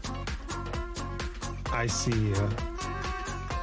And you know, the funny thing is, because of the Mix It Up app, I can actually see who's in chat. We've got 01 Discord for Streamers, 01 Ella, 01 Olivia, 0A Alicia, 7BV LLET, 8 HVDES, ah ha ha ha ha ha ha ha, another TTT viewer, Anthony Orr, 97I, Commander Root, Dropsnap, Fortnite Babe, Kata, Burks, Maria Anderson, Samsco, Small Streamers Discord, Spofo, Streamers Social Space, The Ultimate Gamer Grab, The Queen TTV, VL Mercy, Wanna Be My Gamer Friend, and Yellow Girlio. Always had a feeling Commander Root was a glowy. Damn you, Commander Root.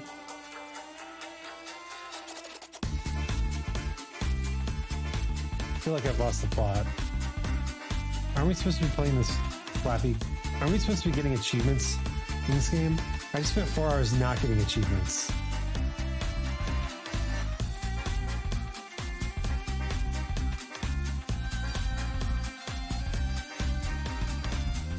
That's not what I'm supposed to be doing here, right? I'm supposed to be taking my meds and eating my breakfast. Is really what I was supposed to be doing.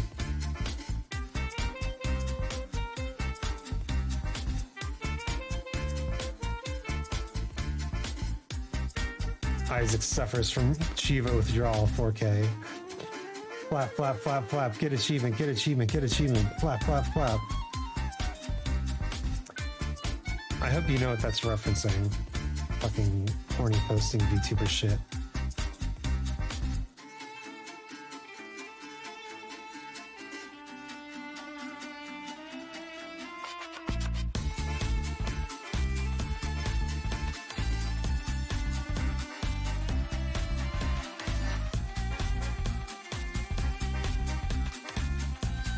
I do and I don't appreciate it. I know. I'm sorry. It was too easy. It was too easy.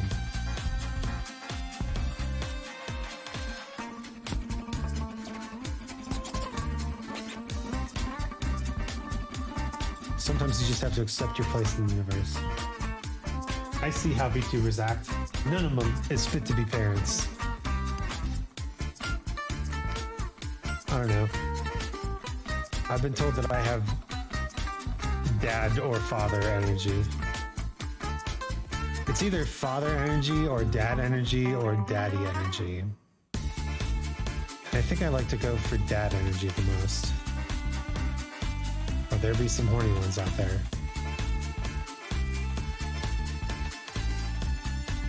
Goth girls will not solve your mommy issues. Go to therapy.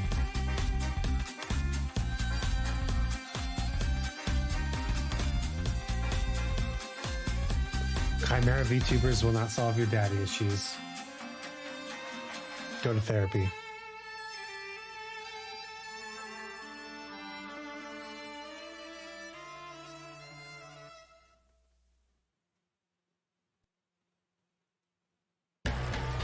Champ redeem when?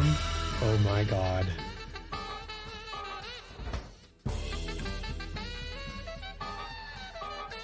And once I have a redeem where I call you champ, we'll just add a little pog at the beginning of that.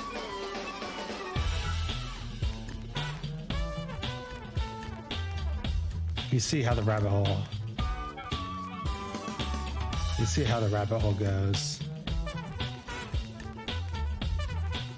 Mr. Steele's your father figure.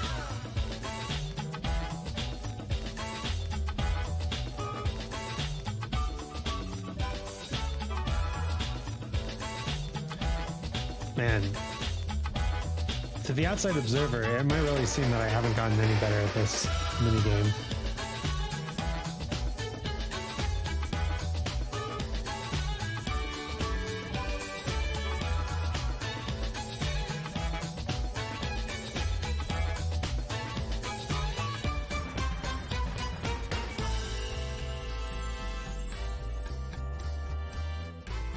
A redeem where you give out fatherly advice.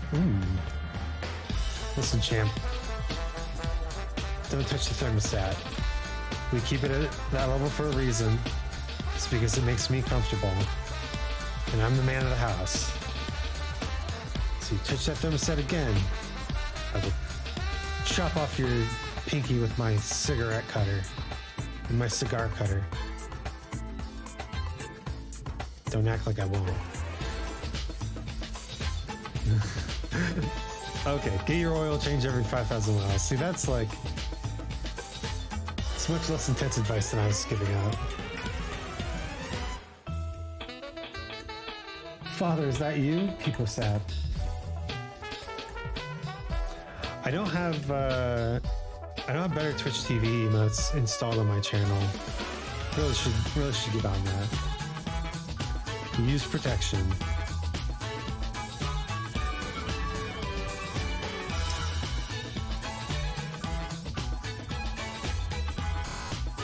Maybe I could just set up a little bot, and when you redeem it, like a little fatherly version of me comes up with a little random bit of text. Don't eat the yellow snow.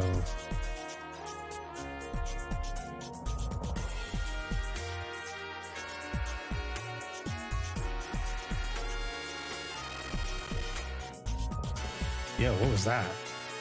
The trumpet is like blasting the sound quality out. That's powerful trumpet.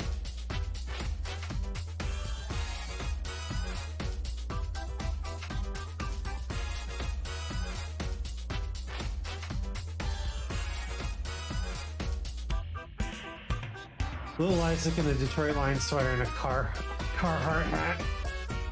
If you draw it, I'll do it.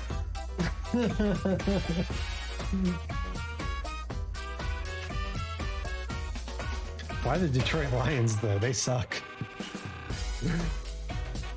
Family tradition was getting together on Thanksgiving and watching the Lions lose.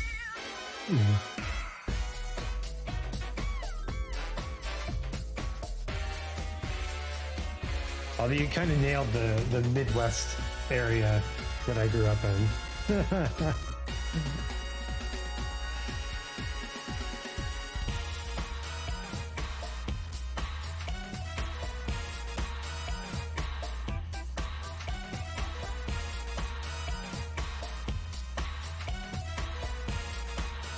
Midwest America.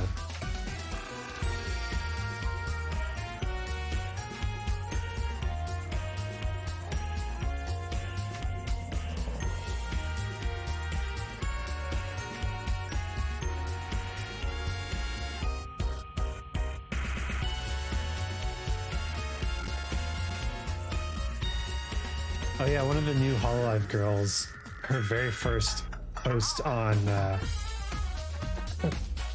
Twitter was the word OPE. OPE, OPE. I don't know if you know OPE. And OPE is such a Midwestern thing. Like, instantly identified as a OPE, as a Midwesterner. She even slips into a bit of a Wisconsin accent, which is hilarious to me. Like, it's a meme.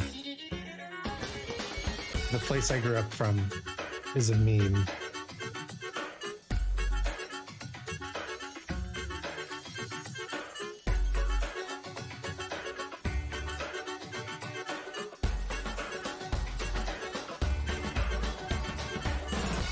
At least it's like a funny meme and not a sad meme, though.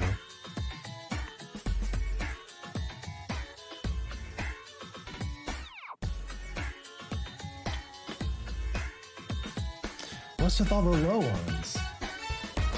It's a shame there ain't more Southerners in VTubing. Have you watched Sal Wesson?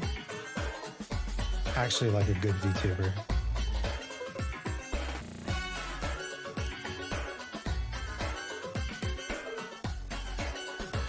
I'm gonna shout that boy out. Oh, it moved the mouse. Yeah. I probably should stop. I just should stop playing. Getting deep in the paint here.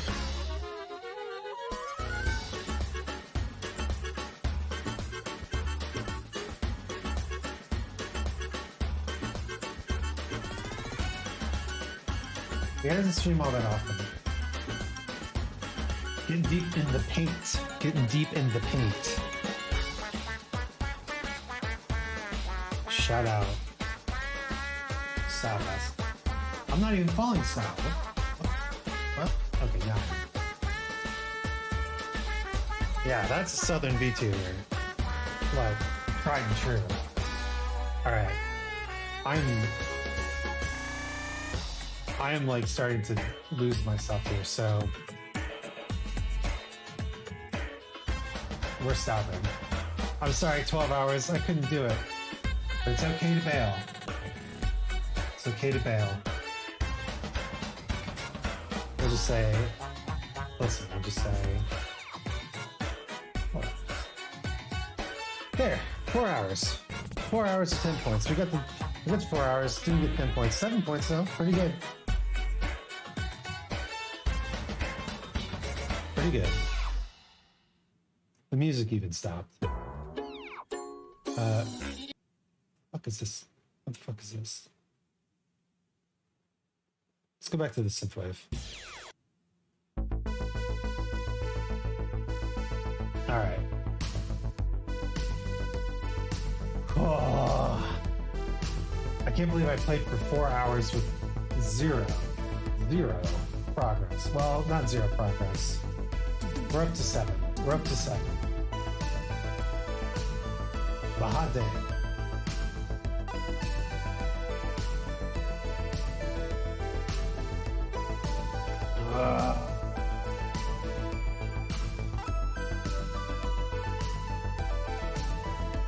Who should we raid? Normally I raid somebody who I have not raided before, right?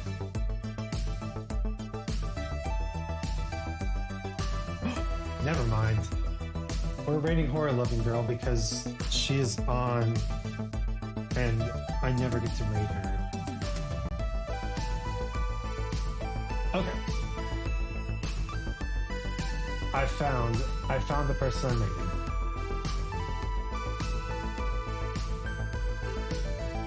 Awesome. Okay. Well, kind of disappointing. But listen, you can't win them all. Thanks for the stream. Thanks for stopping in. We can turn down the music now a little bit, can't we? Yeah, it's still very loud. There we go. Thank you for stopping in. Thank you, everyone. You'll get it next time. Yeah, I think so. Hopefully. It won't be another 4-hour stream. I can tell you that. I think I'm going to download Flappy Bird onto my phone and just start the training arc. Flappy Bird training arc. Nah, just kidding. I got other shit to do. I can't be doing that.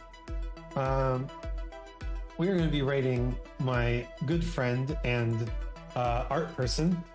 She does some art for this channel. She did an emote and the famous Momzu art. We're a loving girl. And funny enough, she's playing Minecraft, which I'm going to be playing in not too long. So, let's go say hi. Let's support the small streamers just like us. And we'll catch ya next time. Farewell. Transition.